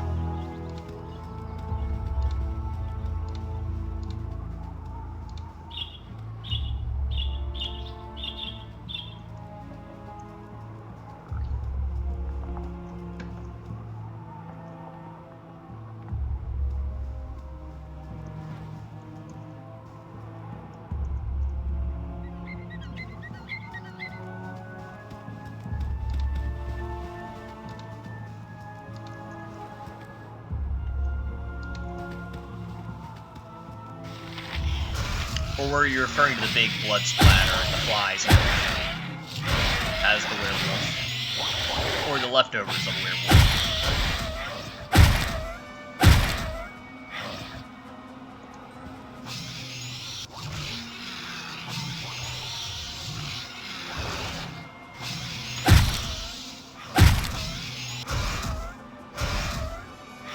Well, I don't know why there were a bunch of gibberlings there.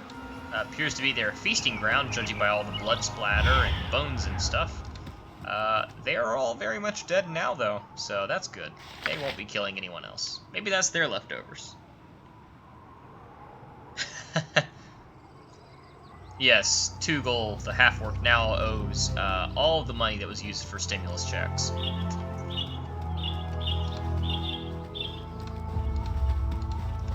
Alright, so, quest time. How are you? Please wait a moment, kind sir. You must forgive me for my appearance, but I've been wandering the wilderness for more than a week now. You've got to help me. My friend is badly hurt, and he might die if he doesn't get assistance soon. Please, help me. Take us to this friend. We're always ready to aid a lady in distress. This is him right here on the ground. Honestly, if you just looked like 3 feet to the left, you would have seen him. I feel like you're kind of mentally deficient, and I'm concerned about giving you him. Do you have any other friends that could help, or...? Okay, maybe she didn't say that. This is Samuel. He's so sick right now. I don't know how much longer he has to live. Could you take him to the Friendly Arm Inn? If you were to take him to Galana Mirrorshade at the Temple of Wisdom, she'd help him. Please, can you do this? Oh, okay. We'll take Samuel to the Temple of Wisdom, the Friendly Arm Inn. Thank you so much. When you pick him up, be sure to be gentle. Please take him to the temple right away. I don't know how much longer he'll live. Yeah, so, one note, I never... Oh, thank you, guys. I never know how to do asterisk sob asterisk. It's such a dramatic emotion for such a simple little prompt. I'm never sure what to do. Like, am I supposed to just burst out into tears? I feel like that's a bit much. You have but to ask.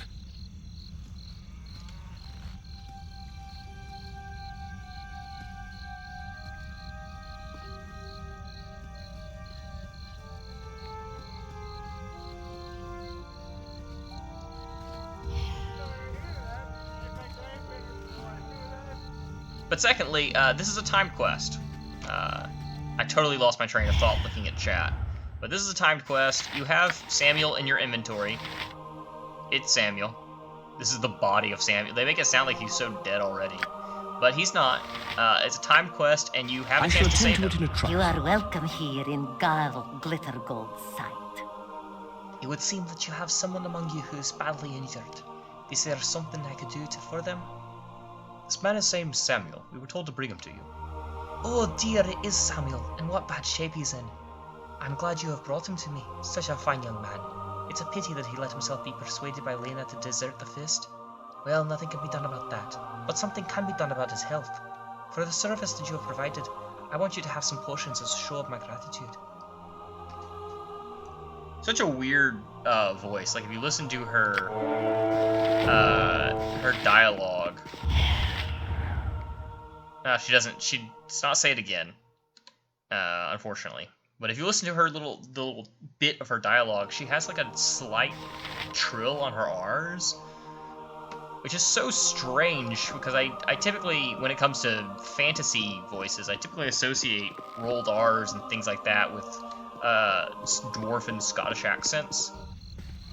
That's not what she has. She's a gnome. I shall attend to it in a trice. I don't know. It's weird.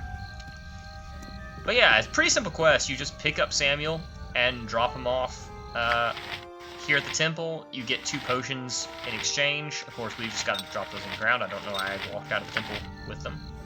Should have left them there for other people to use. I shall attend to it in a trice. Listen carefully. If you continue to pester me, I will crush your neck with my bare hands. Go, now. Yeah, sounds good, Hellhound. That half-orc we talked to that just that half-orc we just talked to that threatened us is a quest. Well, you get a quest started if you talk to him, but he does not give you the quest. It's something that pops up later on, but only if you've talked to him. And I didn't remember if I talked to him, so I talked to him again, and he threatened to kill me because he's a bad person.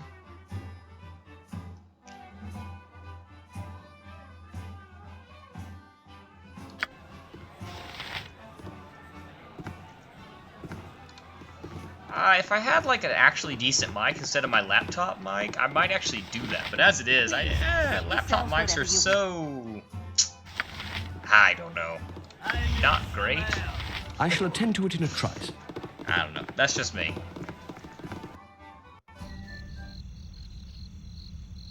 You have but to ask. But I appreciate the compliments. Also, I appreciate all 5 of my viewers right now. It's a great number. It's not my highest number ever, but I don't know who all of you are out there, but I appreciate you tuning in. For anybody who's new to the channel, to the Twitch page, I guess you call it a channel. I'm so used to YouTube, I don't really do Twitch. But just a Baldur's Gate playthrough. Welcome, welcome. It's a challenge playthrough.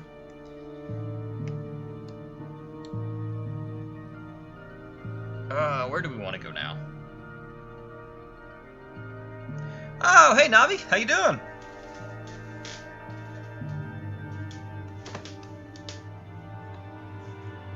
Oh, and that'd be awesome, Brat Jedi. I really appreciate that.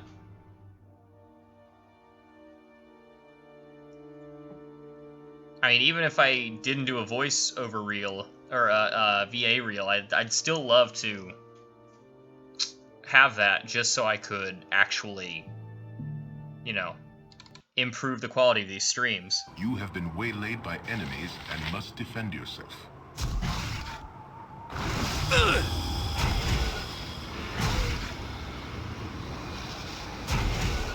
You have but to ask. I feel like if I need anything, it's probably a pop filter, since I definitely don't have any sort of fancy stuff like that. I shall attend to it in a trice. Simple laptop mic.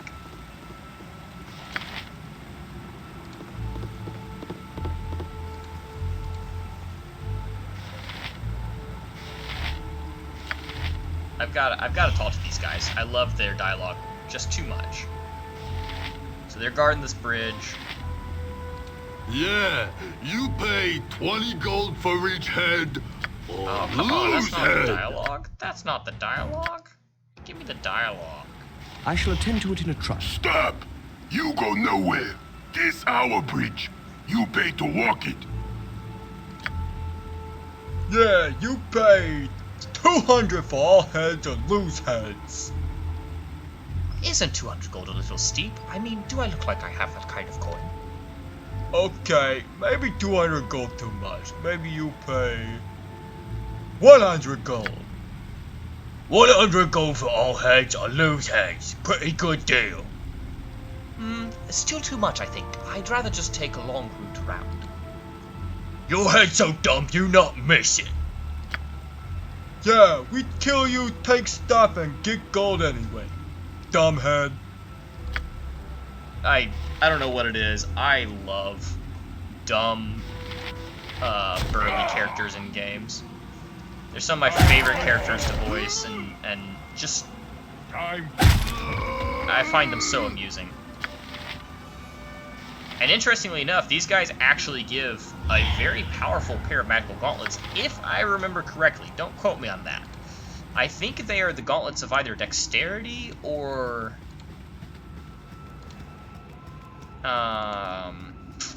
No, yeah, I think they're the gauntlets of dexterity, which are phenomenal. If you meant my interpretation of their voices, thank you. If you meant their voices, I agree. The big, dumb, brute voices are just the best. There's something really satisfying about listening to them. Not for extended periods of time, mind you. Oh, please don't write a game guide on the things I say.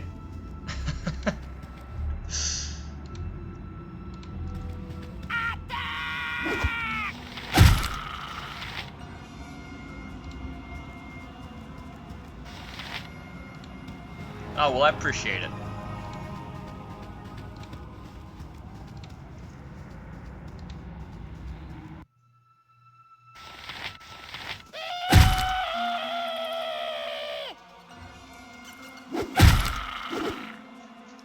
So these little guys, the Zvarts, are really interesting. They're basically just gibberlings with weapons in terms of difficulty, but I really do enjoy fighting them. They're just a ton of fun to listen to their stupid little war You have but right? to ask.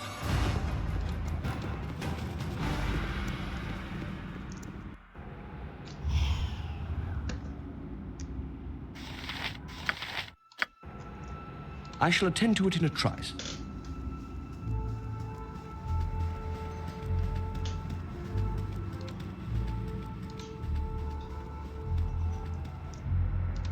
It wouldn't surprise me that that made you think of it, but I actually don't know what BTTF is.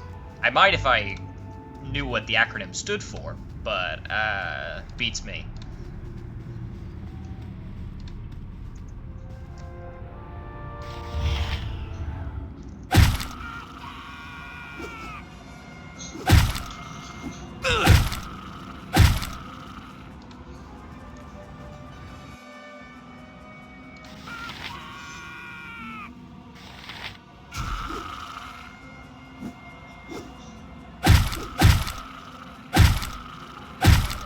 You have but to ask.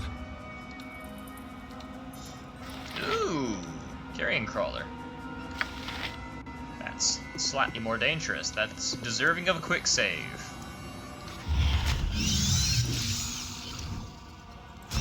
Oh, Back to the Future. Gotcha. Okay. Yeah, that makes sense. I actually don't remember Biff. It shall be as you wish. It's been 15 years since I've seen that movie, I think. I think that's just like the generic jock guy or bully, right?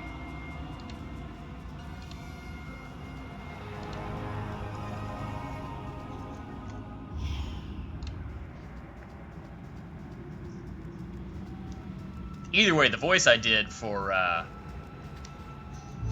Gnarltooth, or no, not Gnarl, it was Hairytooth and Gnarl. The voice I did for Hairytooth back there was just generic dumb guy voice.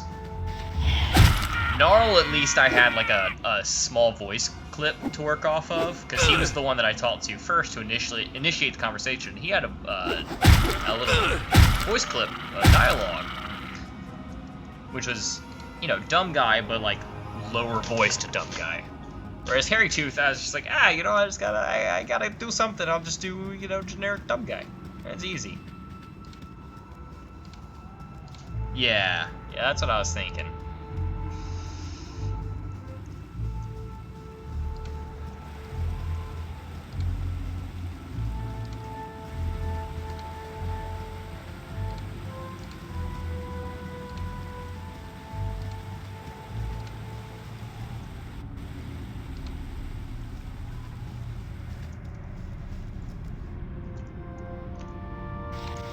Surprise, there are gnolls.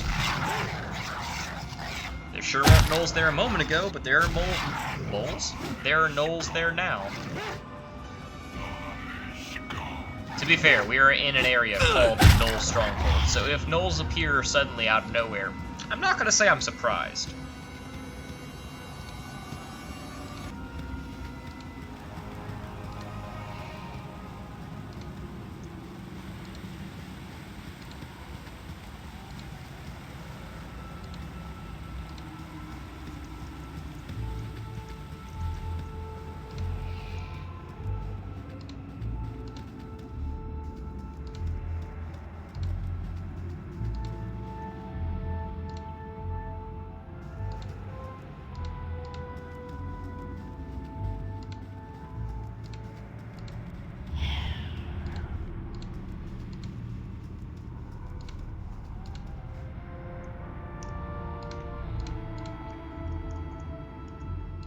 Gotta love traveling around to the corner of the map where you absolutely know no one's going to be hiding. But then again, it's this game where they hide magic rings in the sides of cliff faces with no indication that you're going to find anything there. So, you know, I guess it's not good to assume.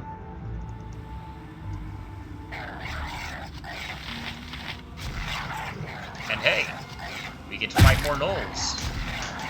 That's what, 130 more XP? Who's gonna say no to that?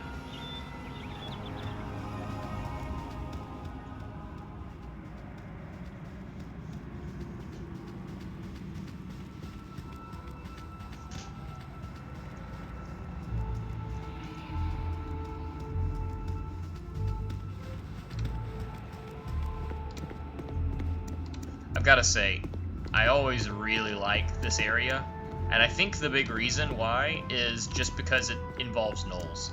Gnolls are easily my favorite monstrous, like, I'm doing air quotes with my hand that you obviously can't see, but gnolls are my favorite, quote, monstrous, unquote, race. Although to be fair, they are evil and very monstrous, so maybe the quotes are not necessary. Either way, quite fun. Really gnarly looking. Plus I love the fact that they use halberds, because halberds are just such a cool weapon. I'm a big medieval history buff, and so like medieval history and warfare and all that jazz. More on the warfare side of it than the boring politics, but halberds were such a dominating force on the battlefield. Absolutely brutal. You want like the king of hand-to-hand weaponry?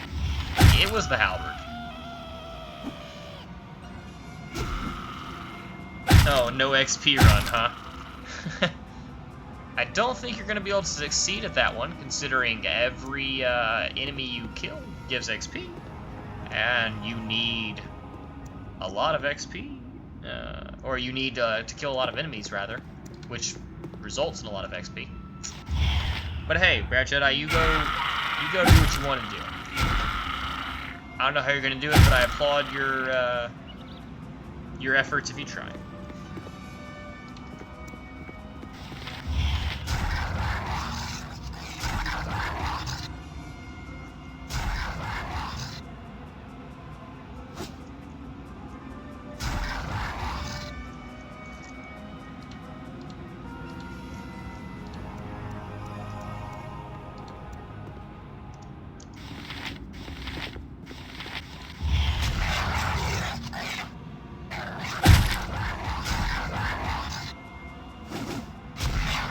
really interesting is the fact that these guys, and I'm about to jinx myself and get hit in the face, but yeah, there you go. Now they're hitting me. But these guys are, for the most part, failing to hurt me, despite being like higher tier versions of gnolls. Yeah, they hurt me just enough to proc my character using his heal. So now he's full health, and the area is almost cleared out.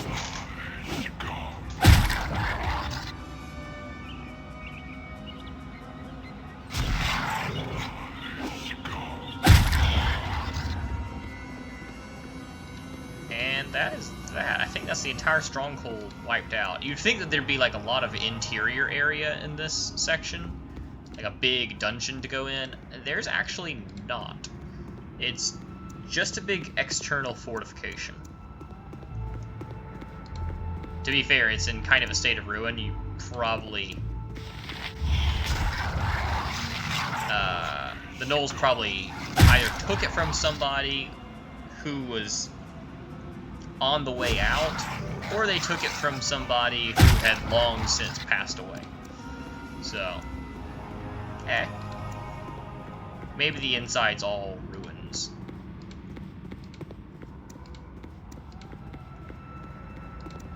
Yeah, I don't know. All I know is there's no indoor area. And at this point in the game, there's actually no quest here either. In these little slave pits right here, there is actually something to do later on. But you have to have the right quest for it. And it's a quest we can't complete because it involves companions. So,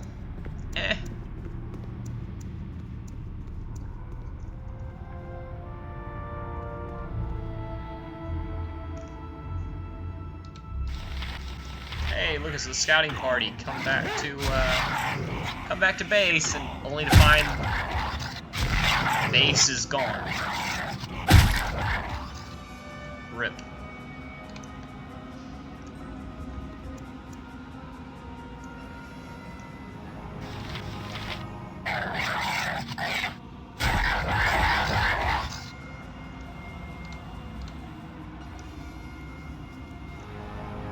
Easy victory, and that is the area completed.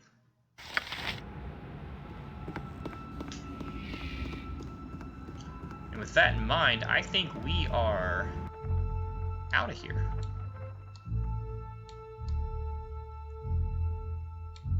Yeah. To the extent that we can head to Nashkel now. We can actually get started on the main quest. We've completed pretty much everything we can do in all these extra areas. There are some things we couldn't do because we don't have a magical weapon, but like beating up the flesh golems at Seawatcher Tower, fighting the jellies down here in the what's it called? I don't remember the name of the area, but that's beside the point. We've basically done everything.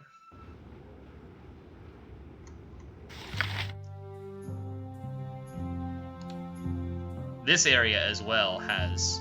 No, not this area. There's another area around here that has another You have quest but to to do. ask. But it's not an area for us to go to yet. It shall be as you wish. Ooh, wait, hold on.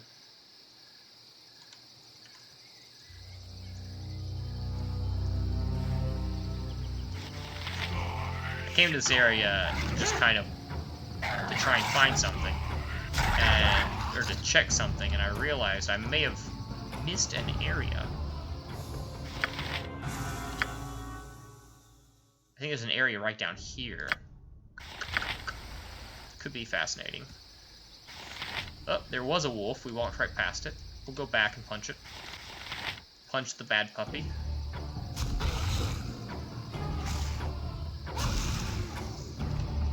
Get that sweet, sweet 65 XP. Yeah, here we go. One more area before the main quest. Alright. I shall attend to it in a trice. Let's actually go straight down to deal with the most challenging part first. I shall attend to it in a trice. I say, wandering the wrong direction.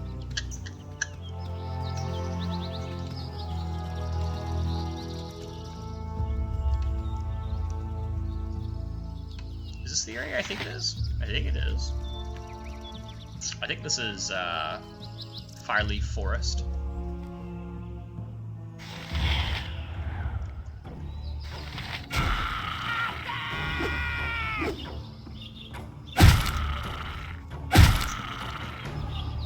There's a valuable fight to be had here that I suppose is more valuable if you're playing a normal playthrough because you can get some really good gear.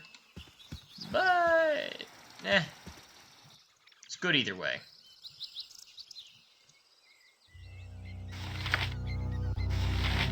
I will go ahead and do the dialogue first. Touch me not!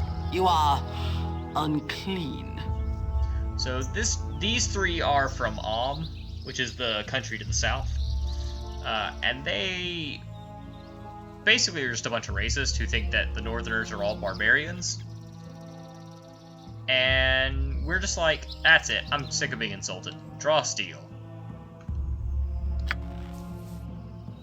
Let's give them a right thrashing.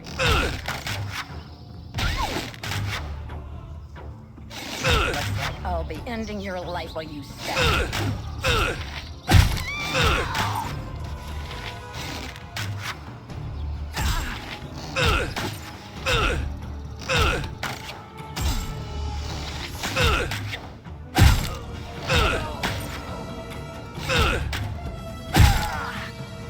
Wow, that did not go the way I expected it to. I mean, for one, we won first try, which is not always the case. But for two, that hurt like crazy. Holy cow, we are down to 9 hit points. Whew. For some reason, they did not drop their bows and switch to melee as quickly as I expected them to. So normally, I think there's a penalty when you attack in melee, or when you're attacking or defending in melee, and you're holding a bow. So the idea with archers is the best thing to do to disable them is to rush them. And the AI knows this, and will usually put their bows up and draw their melee weapon. It did not do so in this. Instead, it decided it wanted to keep firing, and disadvantage or not, it certainly hurt.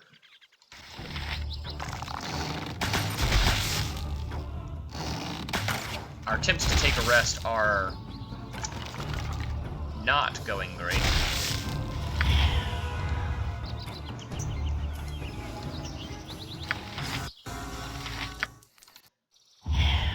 Hey, there we go.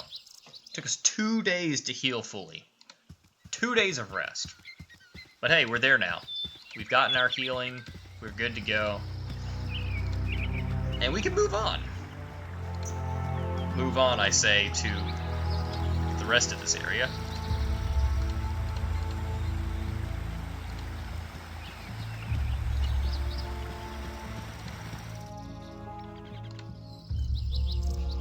Now, this area does have one of my favorite quests in this game.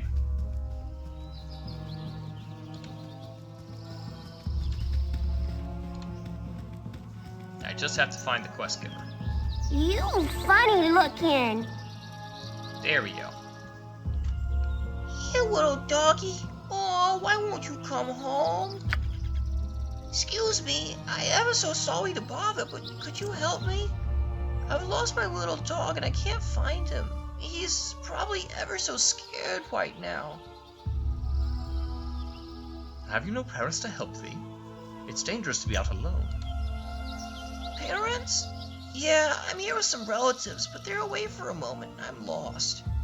We're thinking of moving here someday, but I don't know my way around yet. I can get home okay, but I just gotta get Wolfie back. Please, could you help me? Certainly, little one. I would be glad to aid you. How will I recognize him? You will? Oh, thank you so very much. I just know he'll be alright now. Poor Wolfie isn't used to strange places and people. You're sure to know him when you see him, 'cause he's just the cutest little thing. Here, take this as well. His favorite chew toy it is. He'll know you're a friend if you have it in your hands. Thank you so much again. So, fairly standard quest. Kid loses his dog, gives you his chew toy, gotta go save his dog, gotta go find his dog. Spoiler, I know exactly where his dog is.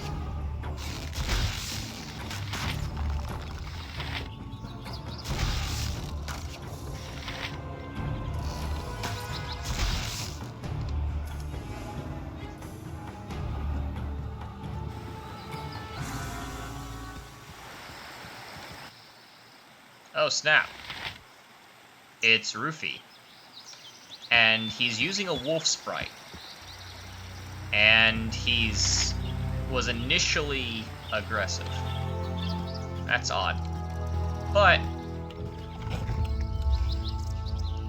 he did, however, see us, and I guess because he recognized his chew toy, is following us. He's a pretty big puppy, I'll be honest. Do we still have his chew toy? Yeah, we do. Rufy's chew toy consists of moist and ragged scraps of flesh hanging from a mangled bone of indiscernible origin. You think you can detect a few metal fragments amidst the gore, but it is hard to be sure. Well, that's interesting.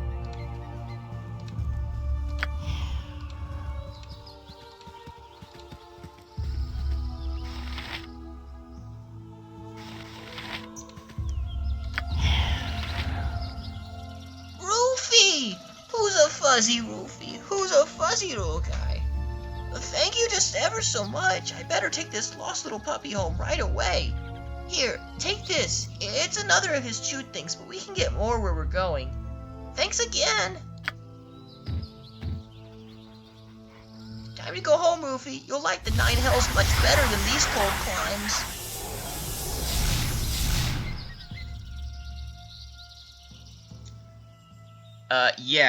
Yeah. Probably so, Hellhound. He probably would attack, considering that was the model for a vampire or a vampiric wolf, I think.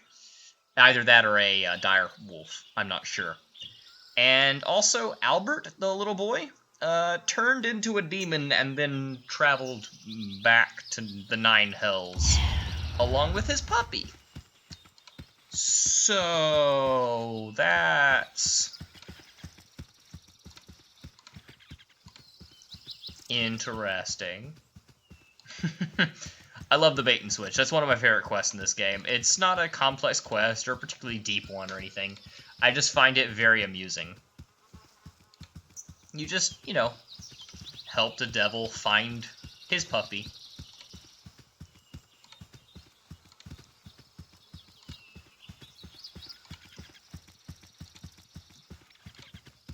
I should say, though, Hellhound, Rufy does not actually spawn on the map until you've accepted the quest. So, I think for him to attack you, you would have to actually take the chew toy and drop it out of your inventory. Which, I don't know why you would do that. But that's what you would have to do.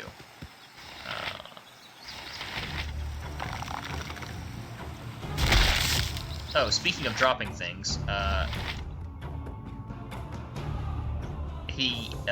Albert gave us a black opal as a reward, and we can actually just drop that because it's not a quest item, so we can't have it.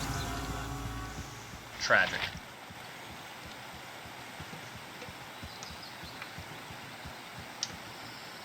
Whew. Something about Rufy's voice, or not Rufy's voice, Albert's voice. Little kid voices, there's a certain quality to them that really doesn't play nicely with my throat. I don't know what it is.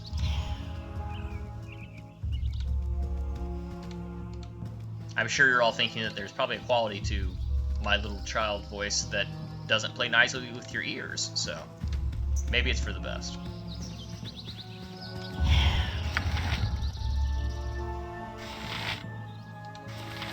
Hello there. So this is one of the more amusing bandit attacks. These two are, well, this guy right here, Fax, is saying that you better watch out and give your money over, because this guy is Zal, the fastest dart thrower that's ever walked the Sword Coast. So, you know, hand over your money.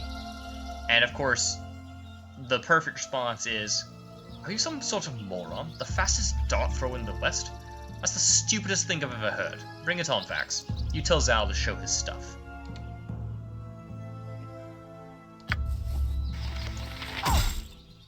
Now, he is the fastest dart thrower in the West, but he didn't see us coming, so we were right next to him. So we just punched him in the face, and he decided to use a spear. Which he is not the fastest spear stabber. Spear stabber? Yeah, that worked. He's not the fastest spear stabber in the West.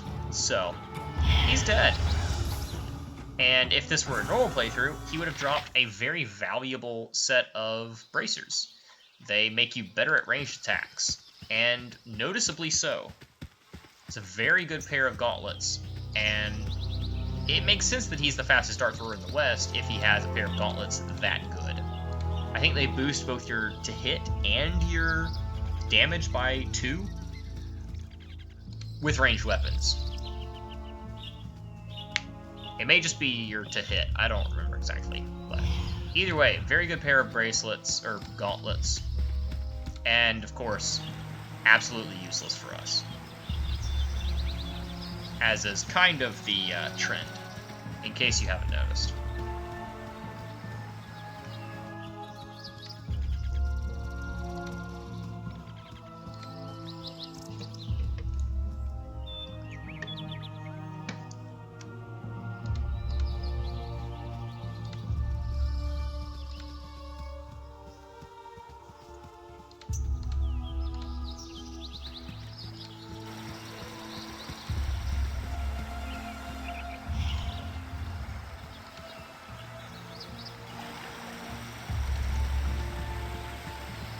Let's give them a right thrashing. Wow. You can see the attack rolls, because this is a D&D game, so the game actually rolls a d20 when you make an attack. And I managed to roll 2 crit misses in a row. So that's dumb. But whatever. He didn't hit us, we hit him. He's dead.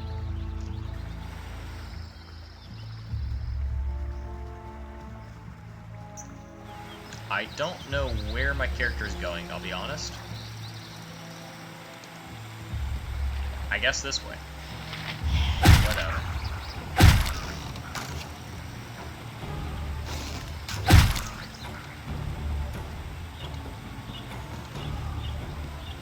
Pathing in these old games is not the greatest. You might be wondering why we're not attacking these 3. Larry, Daryl, and Daryl. A Kobold, a Svart, and a Tazloid just sitting around. Truthfully, I don't know what the reference is there. You're able to react to them and be like, wow, you're Larry, Daryl, and Daryl! Oh my gosh, can I have an autograph, please?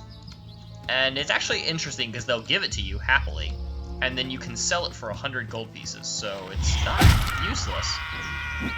But I don't understand what the reference is, and I can't take the item, so not even gonna bother talking to them.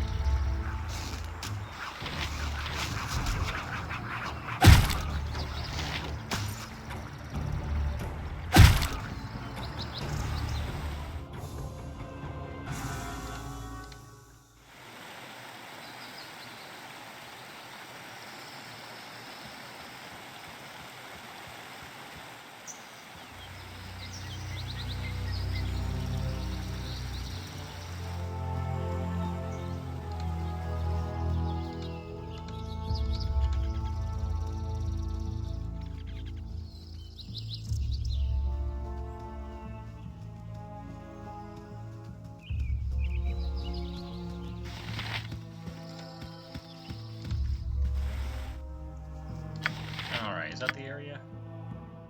That's the area. So let's actually head north. Well, actually, we can head off the side of the map. It doesn't matter. As long as we get an area transition. The reason being, we want to go here?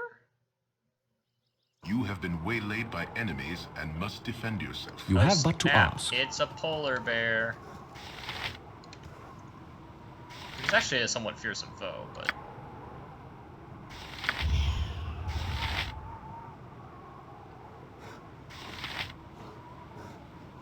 I actually want to fight it. Because it's a lot of XP. There we go.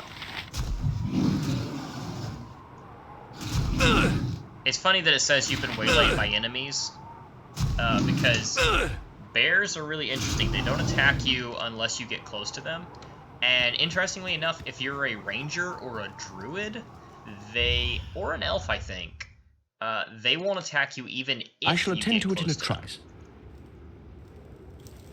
So, interesting little dynamic and small I shall attend to it in a trice. detail. Where is... I'm trying to find a specific area. Not here. I shall attend to it in a trice. And these are all areas we've cleared out previously. I'm just trying to find the right one, because there's this area? This area. This is the one. I shall attend to it in a not trice. fully cleared this one out. And the reason I want to do so is because there is a quest that we can complete while also getting an auto transition to the area we want to go to next anyway. So, makes things nice and easy. Can I stealth, please?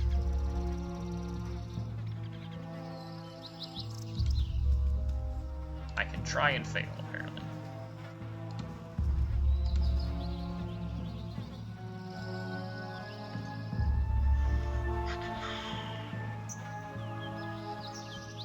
Eventually we'll just stealth with no problem all the time. Just impeccable. There we go. Impeccably, but this is not that time. Alright, so we want to talk to this chick before we talk to him. Basically the long and short of it. You'll feel the sting in my boot if you bother me further. So this caravan is just a bunch of dead people. It's been destroyed, and this guy caused it. But he, according to this woman, is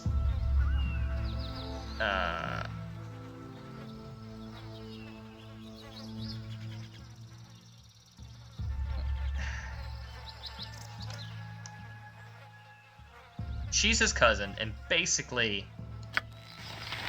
Greetings, playthings. Thou hast found me when I alone could not. Basically, he has a cursed sword that has made him go on a berserker rage. And as you'll find out when you take him to the town, or kill him, or talk to the quest giver at the town, all that jazz, you find out he actually killed his wife and child in his cursed insanity. So, real sad. But he gives a riddle, and if you succeed, well, you'll see. If you fail the riddle, he'll try to kill you. It has neither mouth nor teeth, yet it eats its food steadily. It has neither village nor home, neither hands nor feet, yet it wanders everywhere. It has neither country nor means, nor office nor pen, yet it is ready for fight, always. By day and by night there is wailing about it. It has no breath, yet to all it appears. What is it? And I'll give you guys a chance to answer. Obviously, I'm not going to pick a wrong answer, but your options are war, wind, the insect, death, the circus, the moon, a bear, and an outlaw. You have until I finish the Jeopardy theme to answer.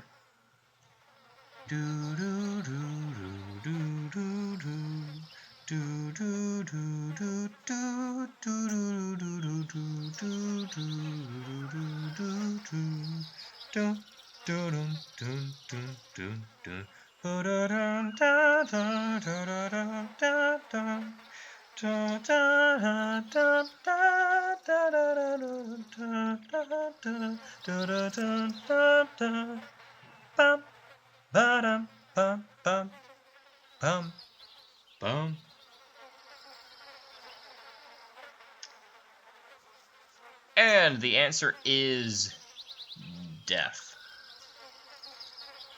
which awakens him from his curse and makes him realize just how horrible all the things he's done are. And he basically asks you to go back to Nashka with him, to guide him back to the town, so he can pay for his crimes.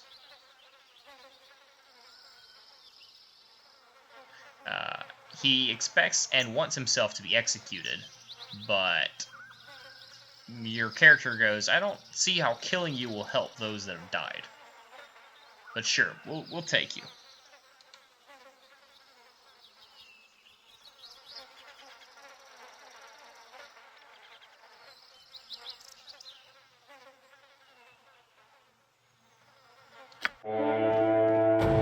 Greetings, playthings. Thou hast found me when I alone could not. So interestingly enough, Brage is actually the captain of the guard, and he was given this cursed sword. He had just recently retrieved the blade, and I don't believe the game specifies where he gets it from, but he gets it, makes him go insane, he kills his wife and child, and then wanders off into the wilderness, clearly still killing people because he destroyed that caravan. And you've brought him back to town, and he was a devout follower of Helm, which is the god of the watchful god, the Watcher, and lawful neutral god that a lot of guards follow, because their job is to uphold the law, which Helm upholds the law. That's his primary attribute. And Brage does not want to be back in the temple, because after all he's done, not really a good dude anymore, in his opinion. And the high priest here, Naylan, says that he sees all, Helm sees all, and wishes and knows. Blah, blah, blah. I'm just going to read out his dialogue instead of trying to paraphrase. Calm yourself, Brage. Helm sees all that he wishes and knows much of what you do not. It was your hands indeed that did many a foul deed, but it was not your will alone. Intent is vital, and yours was influenced without your knowledge.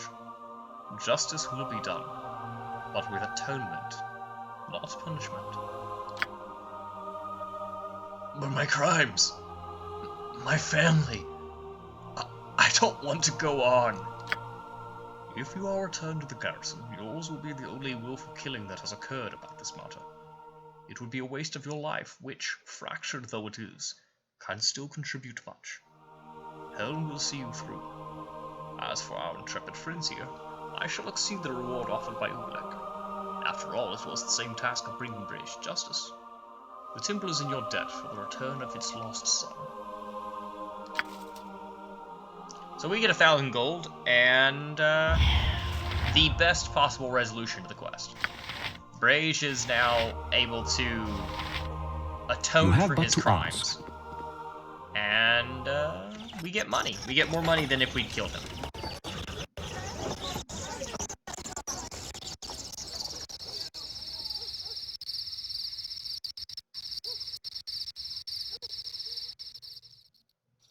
With your hurried flight from Candlekeep barely behind you, the troubles facing the Sword Coast seem an unfamiliar blur to your fractured nerves. Gorion would not have you sit idle, however, and perhaps investigating local concerns will shed some light on your own predicament. How the iron shortage or the trouble in the Nashkel mines could possibly be linked to you, you have no idea.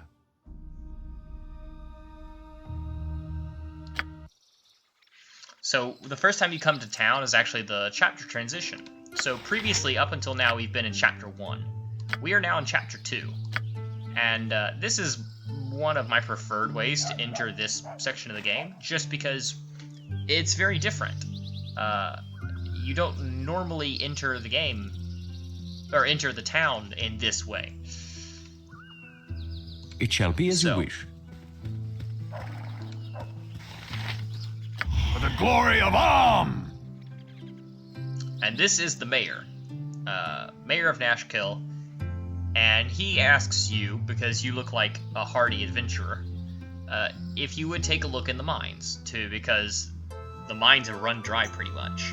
The miners claim there are demons or some such roaming about, and all the iron that they are getting out of the mines, you know, there's not really a whole lot of it, but what they are getting is tainted and useless for smithing.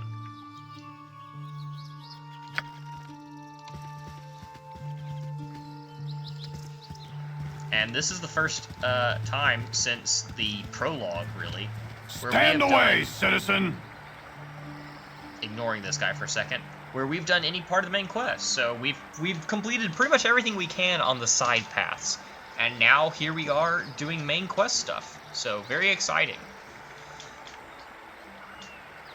This guy basically is just telling us to identify ourselves, and we want to do good things. And he says, cool, but if you're here to cause trouble, leave. We can ask him what's going wrong, and he says, the iron's rotten, there's talk of demons in the mines. Commander Brage, who we just brought back, killed his wife and child, children, plural, in a rage one night, and all who saw him. Then he disappeared. So we've already dealt with one problem that he talked about, that being Captain Brage. And let's see if we can deal with the mines as well.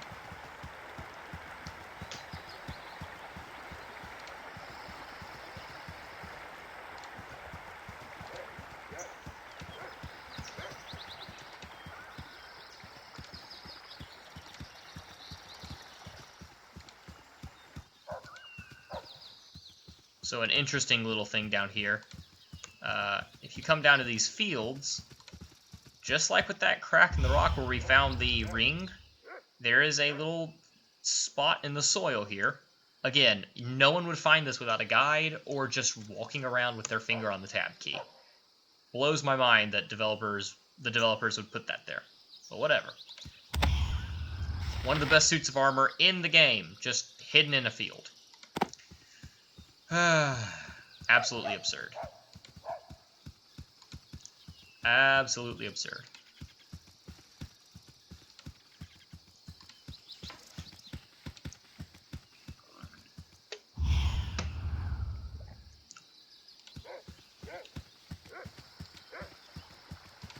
I have to say, I'm glad the stream will be coming to an end in about 25 minutes. I'm still not used to streaming, and all this constant chatter is really dried up my throat. Even with a steady supply of water, it's still just... it gets you, man. It gets you. I don't know how those people who stream for like 24 hours a day do it. I mean, for one thing, a lot of caffeine. Hey! So here's the most annoying person in the game. Noober. And basically, he just pesters you. Hey! I'm the one chatting with him right now, but that's because I want to get through the dialogue. Normally, he just follows you around and asks you stuff, and initiates dialogue with you.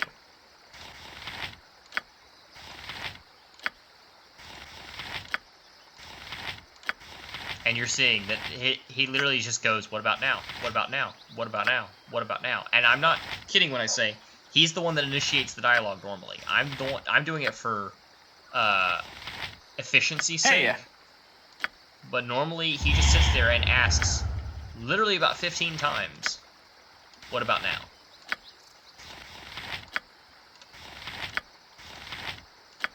Hey! Finally, he says, gee, you sure are patient. I've run out of things to say. You get 400 XP and he walks away. It's... honestly... oh, it's painful. Is it worth the 400 XP? In this run, yes. In most runs, I'm not so sure. See, we've got a couple new people to the stream. Welcome, welcome.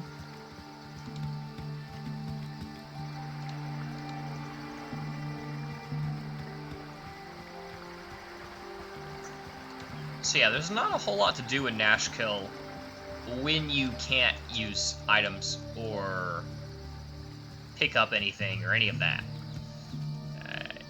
There's this guy who's a companion who offers you a quest to go kill a lady. And...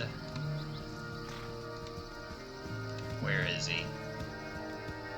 This guy who offers you a quest to go save that same lady. And they're both companions, so he can't actually do the quest because that will invalidate the solo part of the run. But it's a quest that exists. A more interesting quest is right in here, which you, oddly enough, have to force the door open.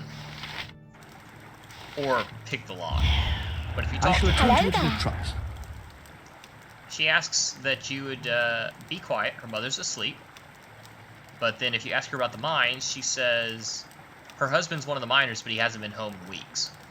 And we say, well, we're going to explore. Can you describe him for us? And she starts giving a description and then realizes that that's a super generic description.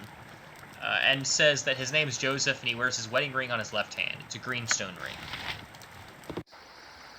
You have but to ask. So we'll have to look out for Joseph when we go to the mines.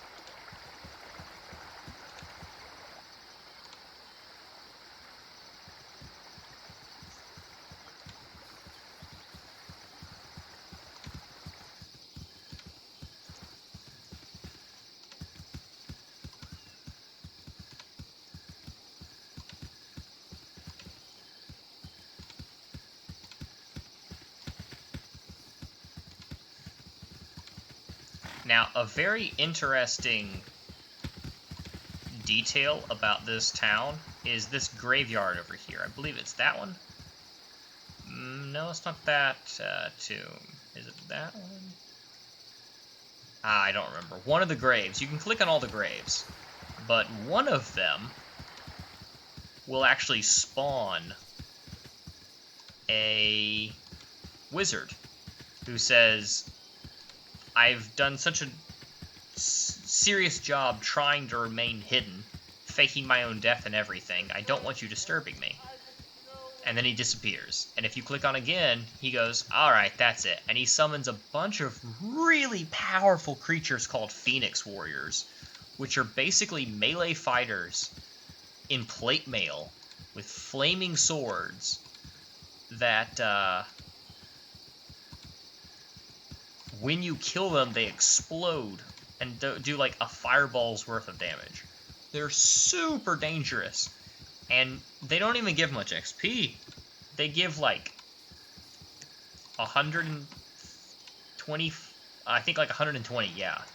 Something like that. It's really awful. Definitely not worth it. But they do it. And you can fight them.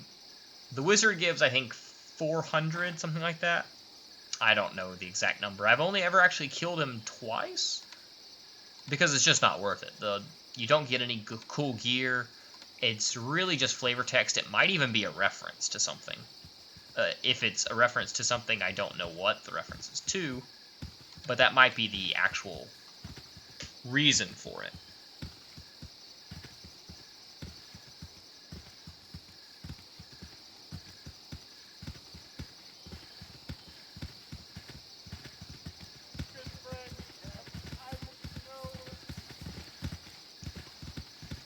I will show you justice. It may be a touch unladylike, but I'm gonna slit your throat, I am.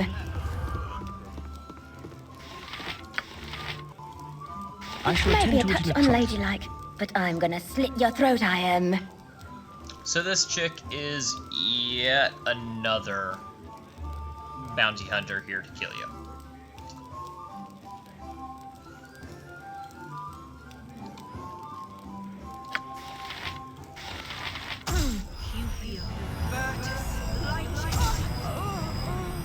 Unfortunately for her, I am way too strong for her at this point in the game. She's a priestess, like a cleric, and she can be very dangerous if you come to this town very early on, like you're expected and kind of intended to. But It shall be I'm as not doing that, so No, sorry. let's take You it do down. not dream often, but tonight the visions are vivid indeed. Long have you walked, but now you find yourself back amidst the stones of Candlekeep. Your former home looms before you, but the gate is closed and barred. Over the walls there is a candle in your old room, but as the light goes out, the brick surrounding the window closes together. The very walls conspire to keep you at bay. A familiar voice startles you. Though it is calm and caring, you cannot go back this way, child. You must go on. Gorion forms before you. And though his image should be comforting, it seems but a shade of his living self. He is dead in your dreams, as in life. The phantom of your foster father gestures toward the blackness of the wood, as though it should be inviting. Perhaps it is, in a way, but the traveling will be hard. As you think this, a smooth and obvious path becomes clear out of the corner of your eye. It seems meant for you, pulls at your very being, and promises to quickly lead you away from the life you once led. Perhaps this would be for the best, but it is a bit too convenient for your liking. You do not wish to dwell upon the loss you have endured, but neither should it be forgotten. Gorion smiles and fades away. The pull becomes a push, but you turn away, steadfast in your new direction. The way is not quite as clear, but it is sure to be interesting nonetheless. A whisper follows as you stride away, something vestigial and sinister that you recognize, but yet have never heard. You will learn. You don't look back.